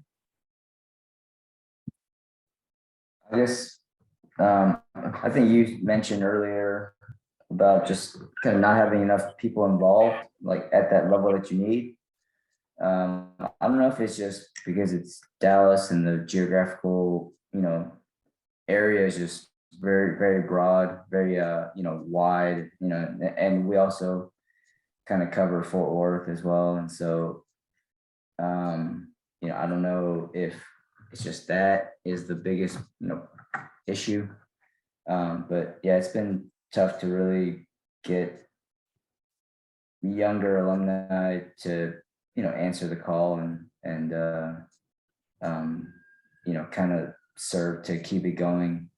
And so, you know, it always kind of falls upon the few of us to just kind of, you know, be there every single time. And I mean, I'm sure, you know, Gina Resum will you know, attest, but, and also our new kind of president who just kind of got pushed to the position, Jonathan, he, you know, I think, yeah, it's just difficult to really do much when there's not much participation, you know? Yeah. There's not engagement. And so, you know, it becomes difficult to even plan, execute. And then like myself, I have two young kids. And so I haven't been able to, you know, allocate the amount of time really as if, you know, as a board member is really required to, or, you know, officers required to do to keep it going. And so, yeah, it's kind of fallen off, you know, especially since COVID. You know, our participation has really dropped. And, you know, we're trying to find ways to fix that. But yeah, I mean, that's the challenge for us. So I can see where it would become increasingly frustrating and difficult to understand what's the point of putting in this energy, putting in this time, putting in this volunteer work, if people aren't engaging. So yeah, like figuring out how to get people more engaged. Do you guys have any sort of action items or game plan for hoping to get more people engaged or get more people to answer that call? well, we've talked about things like, you know, and we've obtained, you know, comprehensive contact lists from the Alumni Association. We've looked at heat maps of, you know, where people are concentrated in.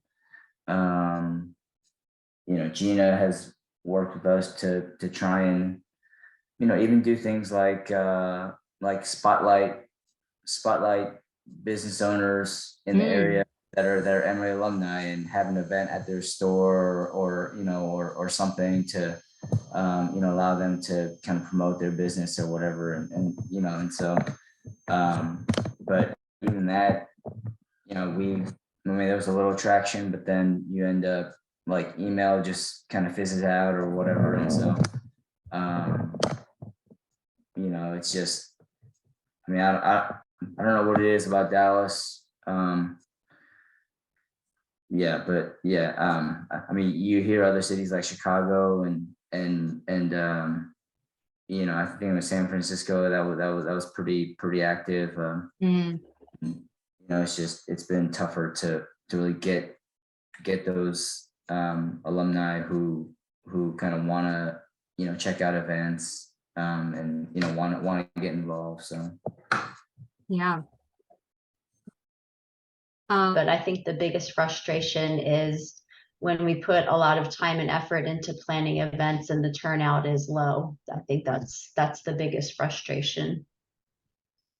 I have some thoughts. Mine's a little different. Our board, the Legal Network board, is relatively new. I think began last year. At least I joined, and for me, it's been difficult because in my view, there's no clear conception yet, and we're working on a really what the board's goal is. Is it just to connect with Emory alum who went to the law school? Is it to connect with all Emory alum, no matter where they went, that also went to law school? Is it something beyond that?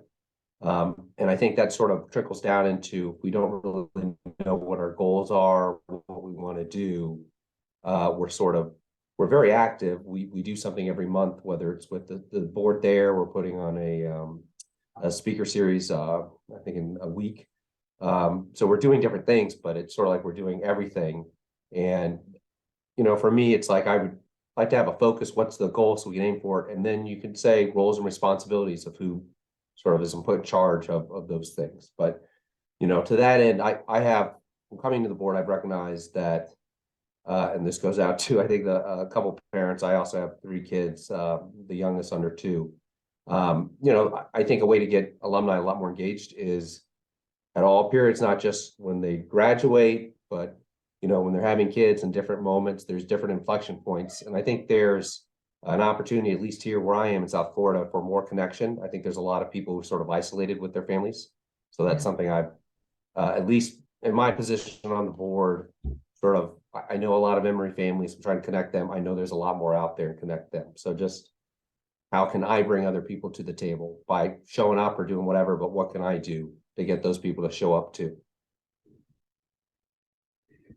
And these are all really great questions. For the legal network, I'm assuming for that network, I know it is for the other networks, it's really focusing on the Emory Law grads. So people who have graduated from Emory Law School, trying to get them together within the region. And we do need to make it clear what the goals and expectations are and the roles and responsibilities are for board members. Well, here in Birmingham, there have been a couple of items. One is we had some people who joined the board early on who were not really committed to it, and they sort of washed themselves out fairly early on, which is fine, but we want to make sure that we continue to recruit motivated and active people. And then secondly, which I would think is probably universal for all of us, is the lack of responsiveness from the alums here when we reach out to them. It's been a good level, but not the level I would have anticipated for people wanting to buy in and participate. So increasing the responsiveness is probably the top goal here. Do y'all experience that as well, as kind of the lack of response from alums? You send out these messages or emails or even text at times, and are you getting good response rate backs? And if you are, maybe we can share some things that are best practices that work. Stephanie, I saw your hand. Yeah, sorry. I just want to clarify the question. Are you referring to responsiveness from other board members or responsiveness from alums in the geography? Both. I just was piggybacking off of Bradley saying that was a frustration for him of alums not being as responsive in the area to communications. But I think, both ways, even board members, it's kind of, where is that pain point of them not being as communicative? And just again, back to the overarching question, what is a big frustration with you within the board and your role, if any? Sure. I wouldn't say that any specific frustrations come to mind. I've only been active since roughly November. I feel as though the responsiveness that I have seen from my friends and contacts who are alums in New York City has been relatively high. Their responsiveness to me, that hasn't necessarily converted to attendance at specific events. And I'm not fully sure the root cause, like why there's that conversion gap. But I feel that, people are generally responsive. We socialize and hang out outside of board events. I just haven't seen them attend many board events. Yeah, just frustration on our end. I mean, we do pretty well in Palm Beach County for participation, but I always think there's room for improvement and could do better. But I just think we're always chasing our tail by the time we decide the event and decide on the promotion plan. Is like we're probably 2 weeks behind where we need to be. Myriad of reasons for that, but if we could get a little bit more ahead of the game, I think we could be 25-50% more successful at these events as far as participation. And we all have a lot on our plate, but I'm just saying, it's just like, if we could just get a little bit ahead of ourselves, we would be doing so much better. So when I think about my friends who are alums in New York, many of them have secondary degrees post Emory. So, they might have their MBAs or their law degrees or their MDs from other institutions, and therefore don't always see the value of attending Emory events.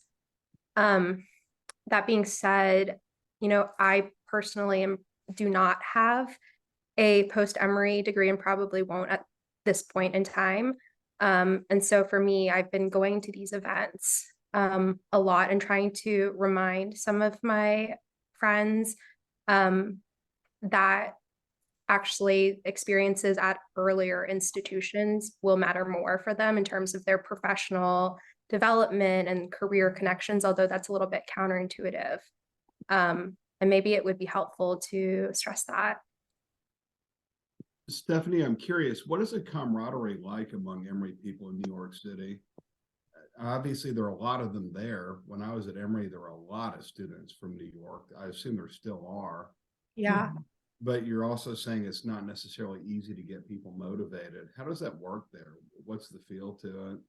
Oh, well, I see an Emory alum maybe like at least once a week. I've been on the subway before wearing an Emory mask, and people, like other alums, have noticed. There's a lot of Emory alums in New York City.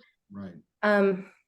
I think sometimes when a person has, for instance, maybe like a law degree from Duke University, they will prioritize going to their law school event, just because people who have post Emory degrees might think that they might just prioritize their law school events or their business school events, so on and so forth.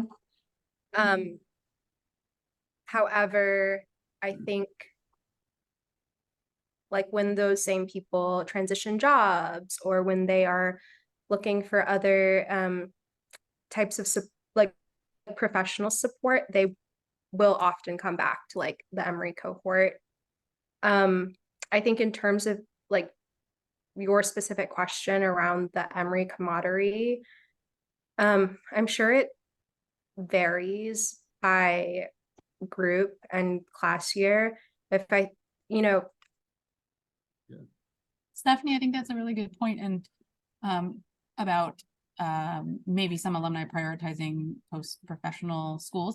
But I also think, regardless of if they're prioritizing their graduate degree, alumni associations, it just means their attention is also divided. So like if you have a degree from Emory and then you also have a degree from some other university, you can't go to all the alumni events all the time. So, people are definitely going to be picking and choosing. So it just means there's lesser percentage of Emory events they're going to be going to.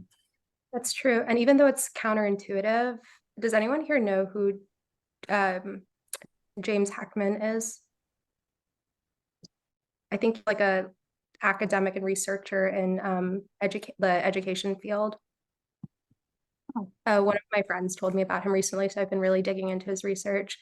Even though it's counterintuitive, in like investments and participation in earlier forms of education deliver the greatest returns over the course of an individual's lifespan or a cohort's lifespan. So if a person has like, for instance, a degree at Emory and then like maybe 1 to 2 degrees from other institutions afterwards, that even though it's counterintuitive, that degree at Emory will probably ultimately matter more for them over the long run, just based on his research.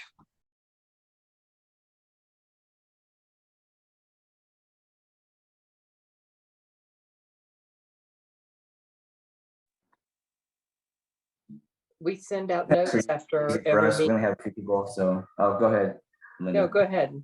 I mean, it's only a couple of people, in our network right now, so we're kind of just really, if there's an event, the planning and update is pretty simple, on updating on our monthly calls as Gina kind of,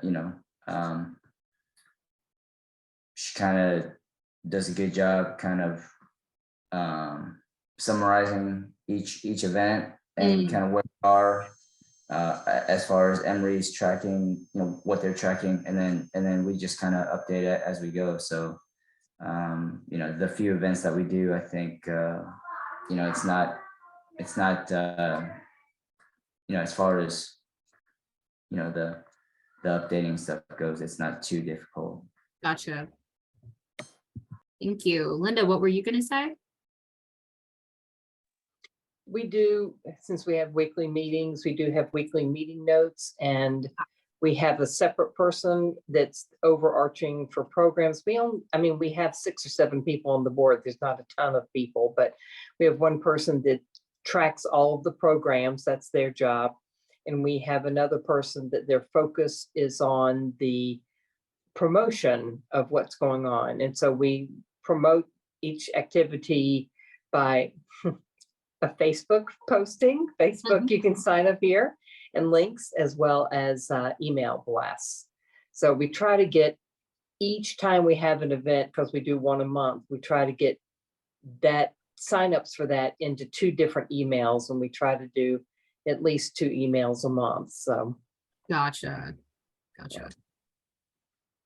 Anybody else want to add anything? I think it's really great. Like Chase mentioned, communication. Linda mentioned meeting notes after every meeting. That's something that my groups do as well. Something that I've started incorporating that I got from my boss, Sarah, which I knew you could do this in email, but I didn't realize just how effective it is. You can, when you're writing an email, you can @ somebody and mention them in an email. And so it immediately drags their attention right to where their name is. So you if you want somebody to focus on an action item, you can do that. It's a really great way to bring attention to action items. Also, I know this is very simple and seems like it would just be a given, but setting time frames or deadlines with action items is also very important. I know, like I said, you'd think that would just be something that you do automatically, but a lot of people, if you give them something to do, but they don't know necessarily when, or they have when it has to be done by months, before the event, obviously, but if you give them kind of mini goals or many steps or due dates to get to that end goal, I have found that actually kind of brings things to fruition more efficiently and effectively. Anybody else? Okay.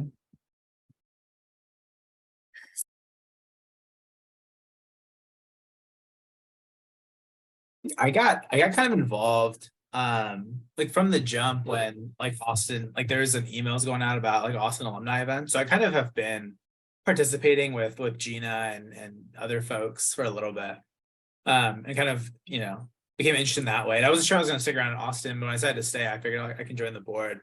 But I think what I noticed is there's a lot of people, either they don't notice the emails, or maybe they've gone to spam, they don't notice them. And so there's a lot of people, when I told them about events, for just friends I had here from Emory, I'd be like, oh, you hear about this one? They're like, I didn't get an email. And I'm like, okay, so I noticed that happen a lot. And so I think just even using your own network of people that when you're talking about these events, you'd be surprised how many people don't know, or connections that can come up.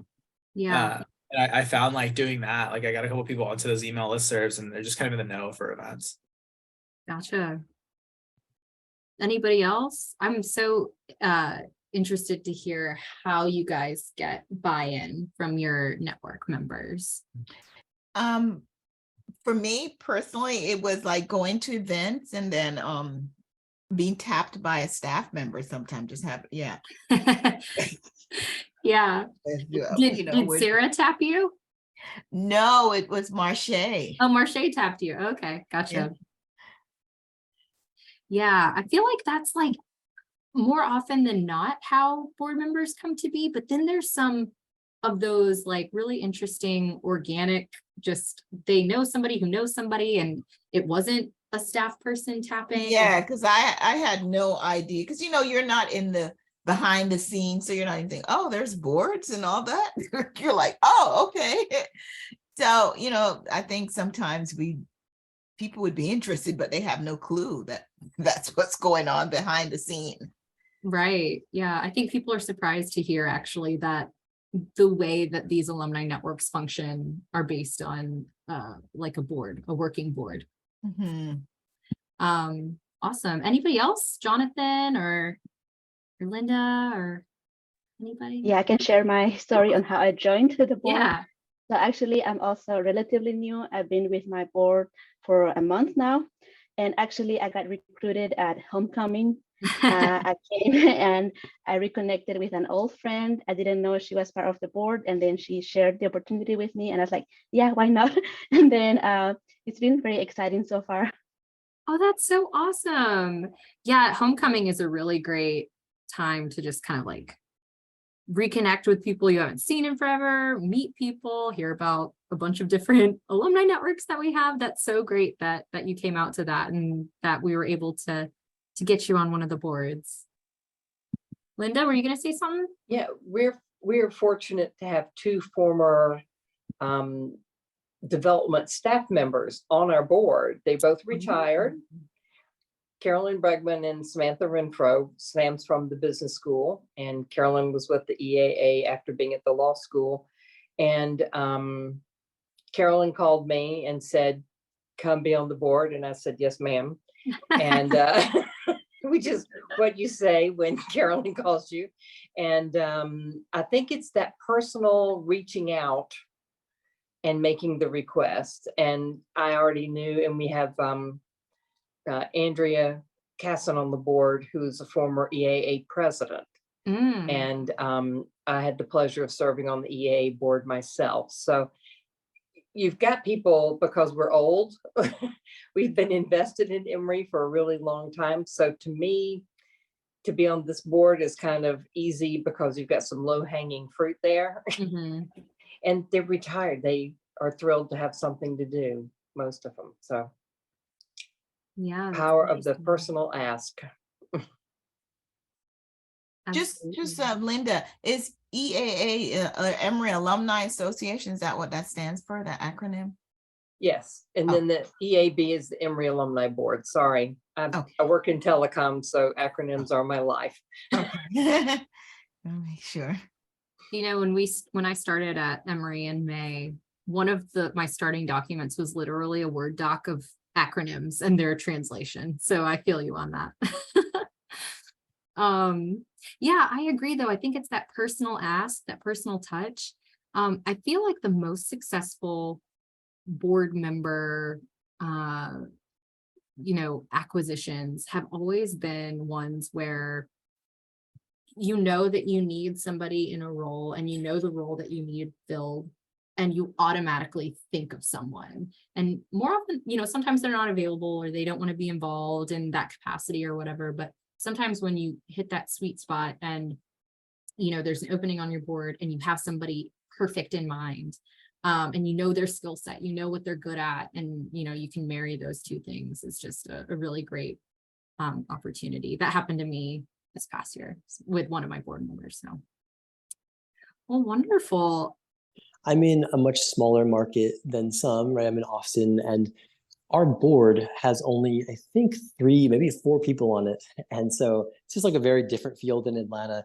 What does success look like in a market like that? Like, is there kind of a funding goal that we should be shooting for? Is there should we be targeting to get certain number of interviews to local high school, kids in the area, or I'm not quite sure even how to define success. Maybe you can help with that.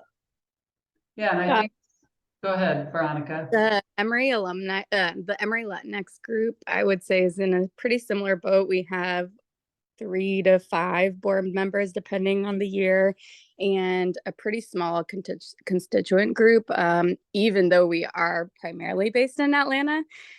So I think one of the ways that we've been able to define success is not necessarily by metrics of attendance, but the depth of the relationships that we've been able to build with the people that are engaging with us, either through socials or through programs and events and things like that.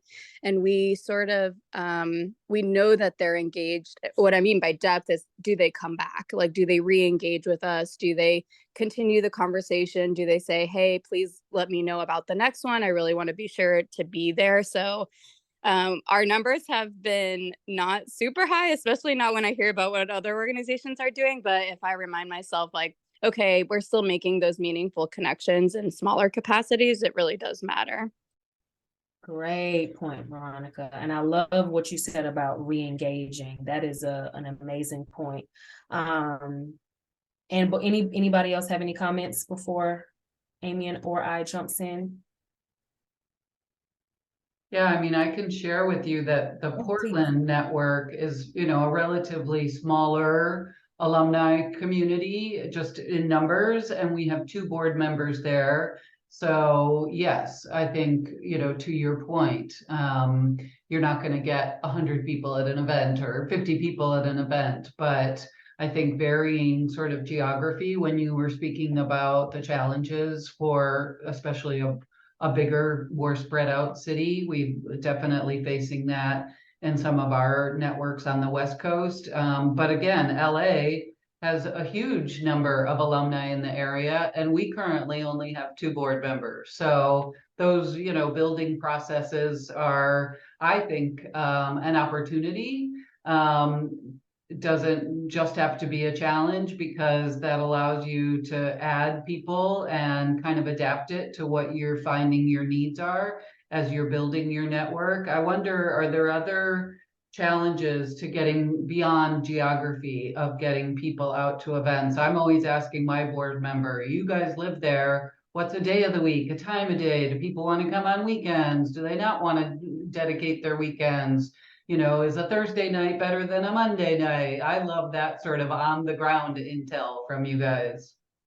I know you were having conversations with people. I introduced you to a few people. You got chatting with a few people. So I think having those kind of one-on-one conversations at events, and, definitely saw some faces of people who were return customers, if you will. Yeah, definitely.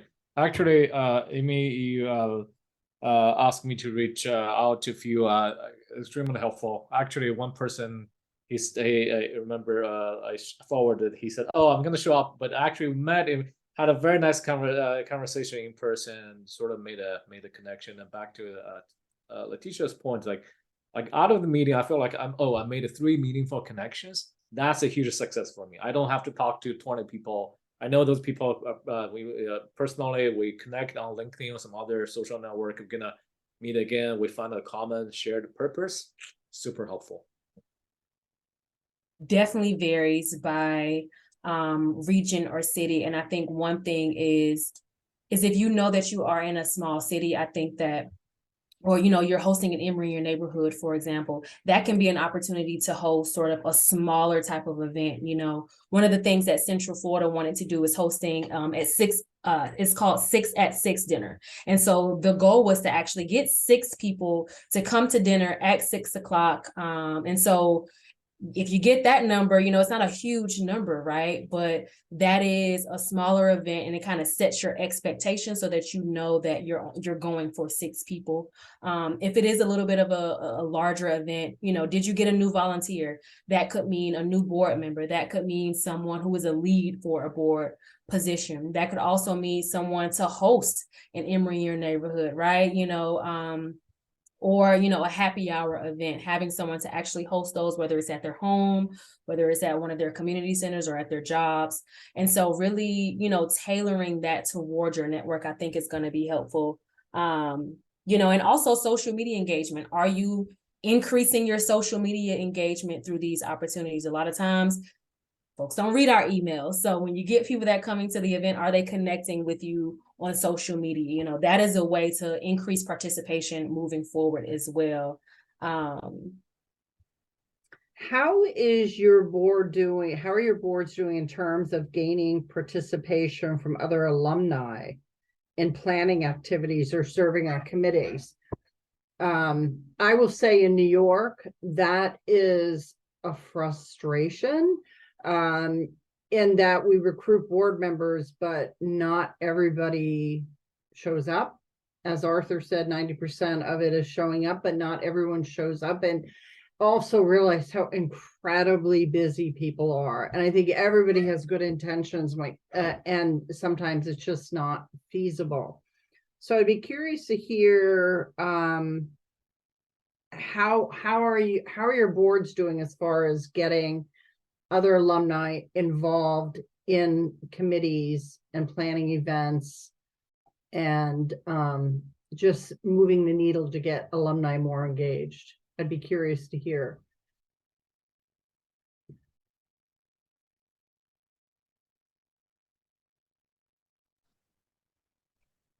I'll just start off by saying, enrichment, I think it's an opportunity of ours to even kind of form those more like kind of formalized committees.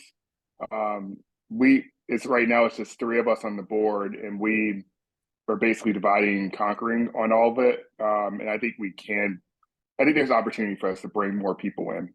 Okay. Like the people that we regularly see at events. Obviously they must have some type of interest in engagement. And so trying to bring those people in. But giving them, as we mentioned before, giving them like a role, because I think that's important. If people don't have a role and they're just general board members, or kind of just generally there to help out, I think you kind of lose people that way. And what you just said, Brandon, is so true. With us, again, I'm just referencing the network I'm working most closely with, New York. With people who are coming to events, we're starting to see a lot of people who are repeat attendees, which is incredible. And then they're bringing friends, and then they're bringing friends. And as you said, if they're attending these events, there's some interest. And we've recruited a lot of our board members based on people coming to events. Yes, sir. So I think to effectively at least upfront engage other alumni, and then to keep them engaged, you really have to help them. They should have a passion for a project. So, you know, oftentimes we have a lot of people interested in volunteering to take a leadership role, almost like a put my name on it, I'm here to help. But I think if they have a passion for a sort of a platform that they've already volunteered with, or just a platform in general, I found this as the most effective way to have them be involved. And then it provides ongoing opportunities for them in the future to engage the same alumni again if we get good feedback. As a good example, there's a project that Ariel, one of our other board members, really took leadership of. She's involved with a group of foundation called Knock Knock Give a Sock. They have like a winter carnival every year. She'd done it in the past. She always had, you could tell just from the way she spoke about it, a very positive experience. She pretty much led that event, and, you know, with some, you know, support leadership as much as I could. But I mean, she knew the organization in and out. She already had the connections established. So there's less foundation work that has to be done in getting the ball rolling. And then also the great part about it is that obviously when you're there, the other alumni can tell that this person has done this before. There's a reason we're doing it, and they can provide that ongoing outlet for continued service. So I found that to be the most effective. So when I get, you know, frequent emails about other alumni wanting to be involved with Emory Cares, I say that the best way to stay abreast of what we're already doing is through our social media, and then get an idea of the kind of projects we do. And then, you know, what is your current passion in volunteerism? Is there, is it civil rights? Is it education? And then even if they don't have an established connection with maybe an organization, we can find one together so they don't feel like they're just, again, creating it from scratch. So that's what I find most effective. This probably applies more to Atlanta than it does to some of the other cities, because there's so many different Atlanta-oriented alumni groups, whether they're real estate or entrepreneur or age-based or ethnicity-based or whatever the broad category is for some of those. We've had some success in partnering with other groups because there's so many things going on that sometimes co-branding an event has been very successful for us. But I don't know that, Sacramento or South Florida or even New York might be able to do that. But in Atlanta, there's so many things going on, and where there's overlap in interest, that's worked well for us. So one thing, Larry, that I'll mention, and I think it does relate a little bit, is that I know that, with Jamie's support in Atlanta, you all have done the Emory in Your Neighborhood, series, where it was, its birthplace was Atlanta because it's kind of how do we go outside. But here we've taken it in South Florida, we've taken it a step further, where Emory in Your Neighborhood is kind of the brand that the book club is associated with. And so what we do, for example, the last book club that Karen did was actually in partnership with the Palm Beach Network. So they hosted it in Boca, which is, Karen is in Deerfield, which is North South Florida, North Broward, and Boca. So it brought people from like West Palm, all the way maybe to Hollywood. So yes, folks from Miami will never come to Broward and Palm Beach. We know that. But then we're exploring like another type of book club for a different audience in Miami. So I do think that those partnerships do work. And then sometimes, for example, in this particular case, Karen was able to find a host. She was committed because her husband she's an alum, but her husband's also the president of the Palm Beach Network.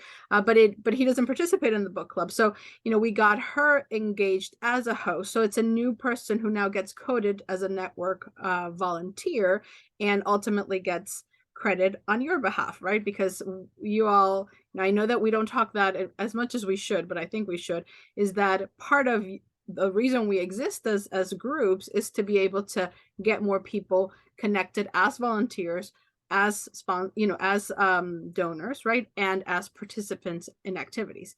And so when we get new people, then we get to code them as volunteering in a new thing. So that's just one example. One of the things so far that's been effective for me is that, we held our first, we essentially held a holiday party right before Christmas. And we had a pretty good turnout. About 15% of the Sacramento network came out to that.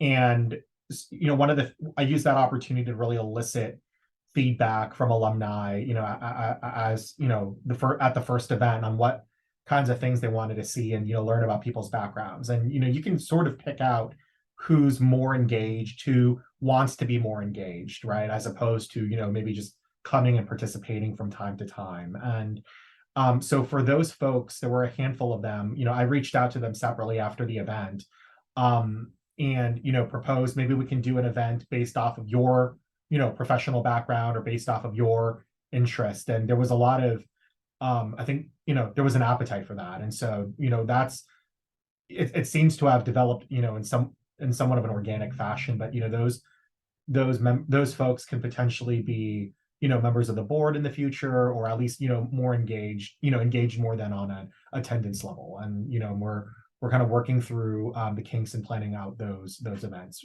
for this year. I just had a question. Does anyone do like you do post event, say follow-up email, maybe with a picture from the event, stay abreast again of what's going on with the newsletter, make sure you're plugged in. They probably are if they signed up for your event.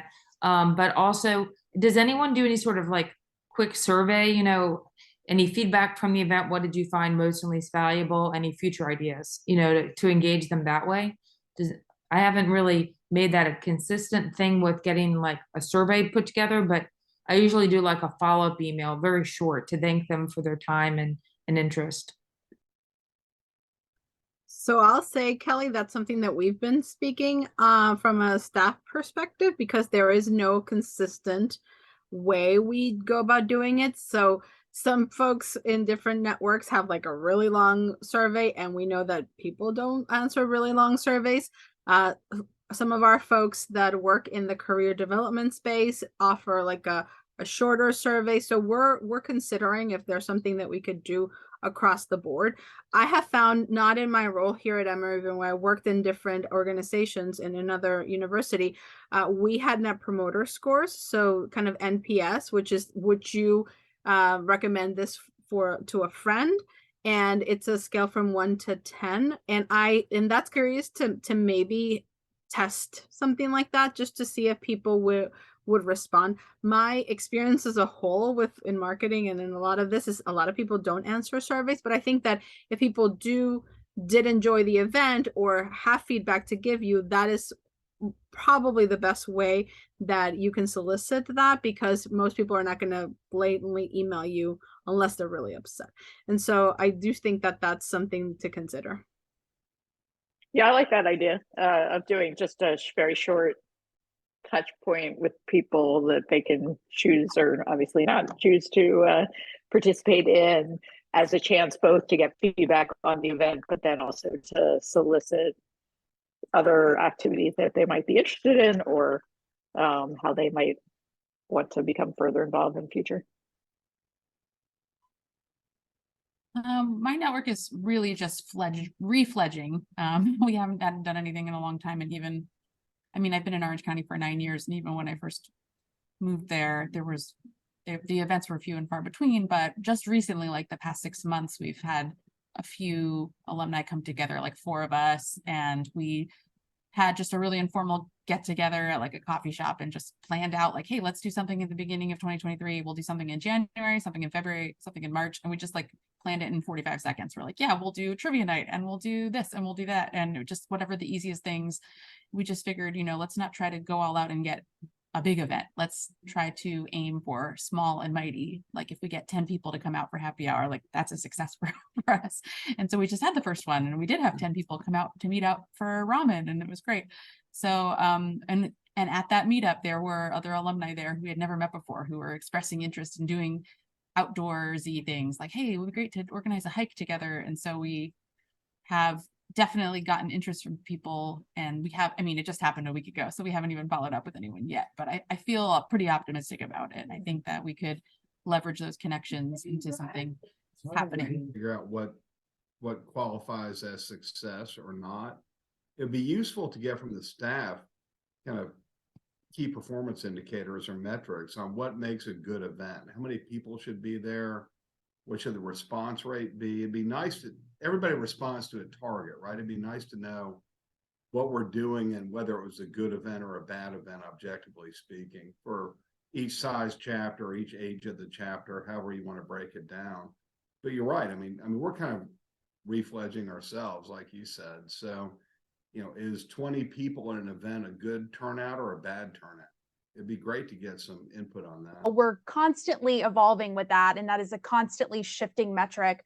I think it changes and it varies from region to region. You know, like Mindy, like you said, 10 people at ramen is fantastic for Orange County. And because of the relationships formed there and kind of put the ball in motion for other events and other opportunities happening, that alone right there is a huge indicator of a very successful event. So to me, and I think our overarching mission is just to constantly be engaging alumni and new alumni and getting the Emory mission out into our communities. So I think, as you know, even if you have 5 people, as long as there is meaningful, impactful conversation, and it's almost like there's an action that comes of it, or there's something that comes out of that, it doesn't even have to necessarily be an event. It could just be somebody learning more about the network and then in turn signing up for AIP, which is now Eagle Connections. So and that's the alumni interview program. Well, if we could do that on a micro level, I think it'd be helpful. Everybody responds to a challenge. Here, if we have 10 people signed up to an event, but you or somebody on the staff tells us 15 or 20 people at this event, given the size of your chapter, the experience of it, whatever the metrics are, then the 6 or 8 board members can say, let's all agree to go recruit 1 more people and hit it. Let's hit them. So, but we don't know. I don't know. Is 10 people good? Is 20 people good? 50?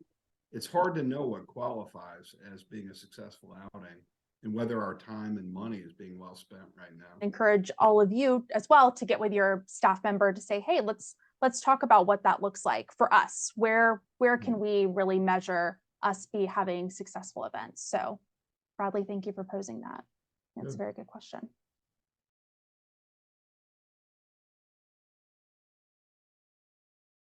Because we truly could not do this without all of you. You're an extension of Emory in the cities where you reside, and we want this to be fun and not stressful, and want to know how we can be more helpful to all of you. I think I'll just underscore, as far as our area, anytime Emory sends a speaker to us is helpful to us. So I think probably everyone on this call would agree that, you know, just providing support as far as sending people out, if not once a year, at least maybe every other year, you know, sending you know, someone from Emory to each local area would be helpful. Liz, who's been the most popular speaker, just for me, for a point of reference, that's been in your market? You know, actually, I don't think it really matters. It can be anyone. I mean, we've had people from all different areas of the university, and the turnout is generally about the same. So it doesn't have to be a big name. It can be just an interesting topic. I mean, we've had just professors come and speak on an interesting topic, and it was well received. So it doesn't have to be, you know, the grand poobah.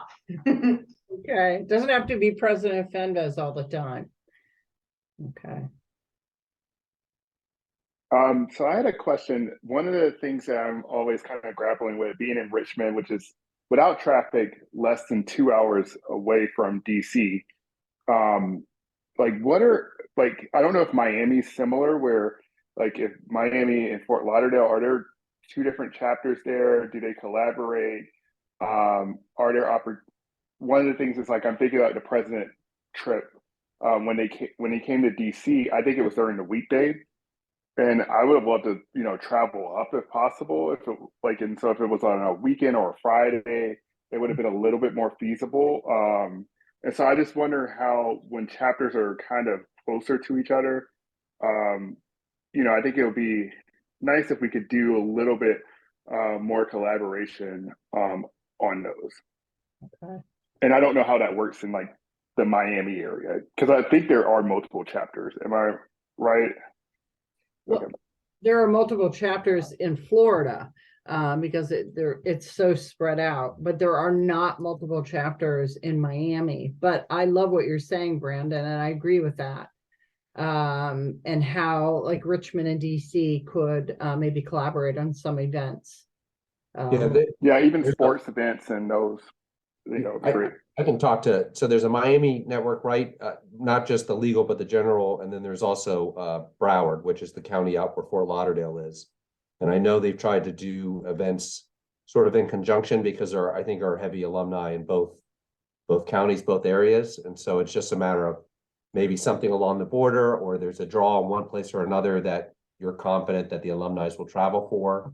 I mean, I've certainly recruited people from Fort Lauderdale to come down to Miami events, but I get the same thing everybody else is talking about. I would, but the traffic's too bad. So it's very hard. We've tried, but it's hard. So you just have to figure out what will get people out. Yeah. So I just want to thank you all for your feedback, for sharing your insights and your idea. Again, this is the value of having a countrywide network of people who are passionate about Emory, but passionate about serving our community, our Emory's communities. So we're here to learn from each other. So just know that, you know, as staff members, we are here to be a resource, but we also have a a deep bench of other folks who have had experience with other types of networks. So we'll, chat with Amy and let her know that, you want to meet Letitia or myself. Happy to always, again, join you all for a board meeting, or again, Larry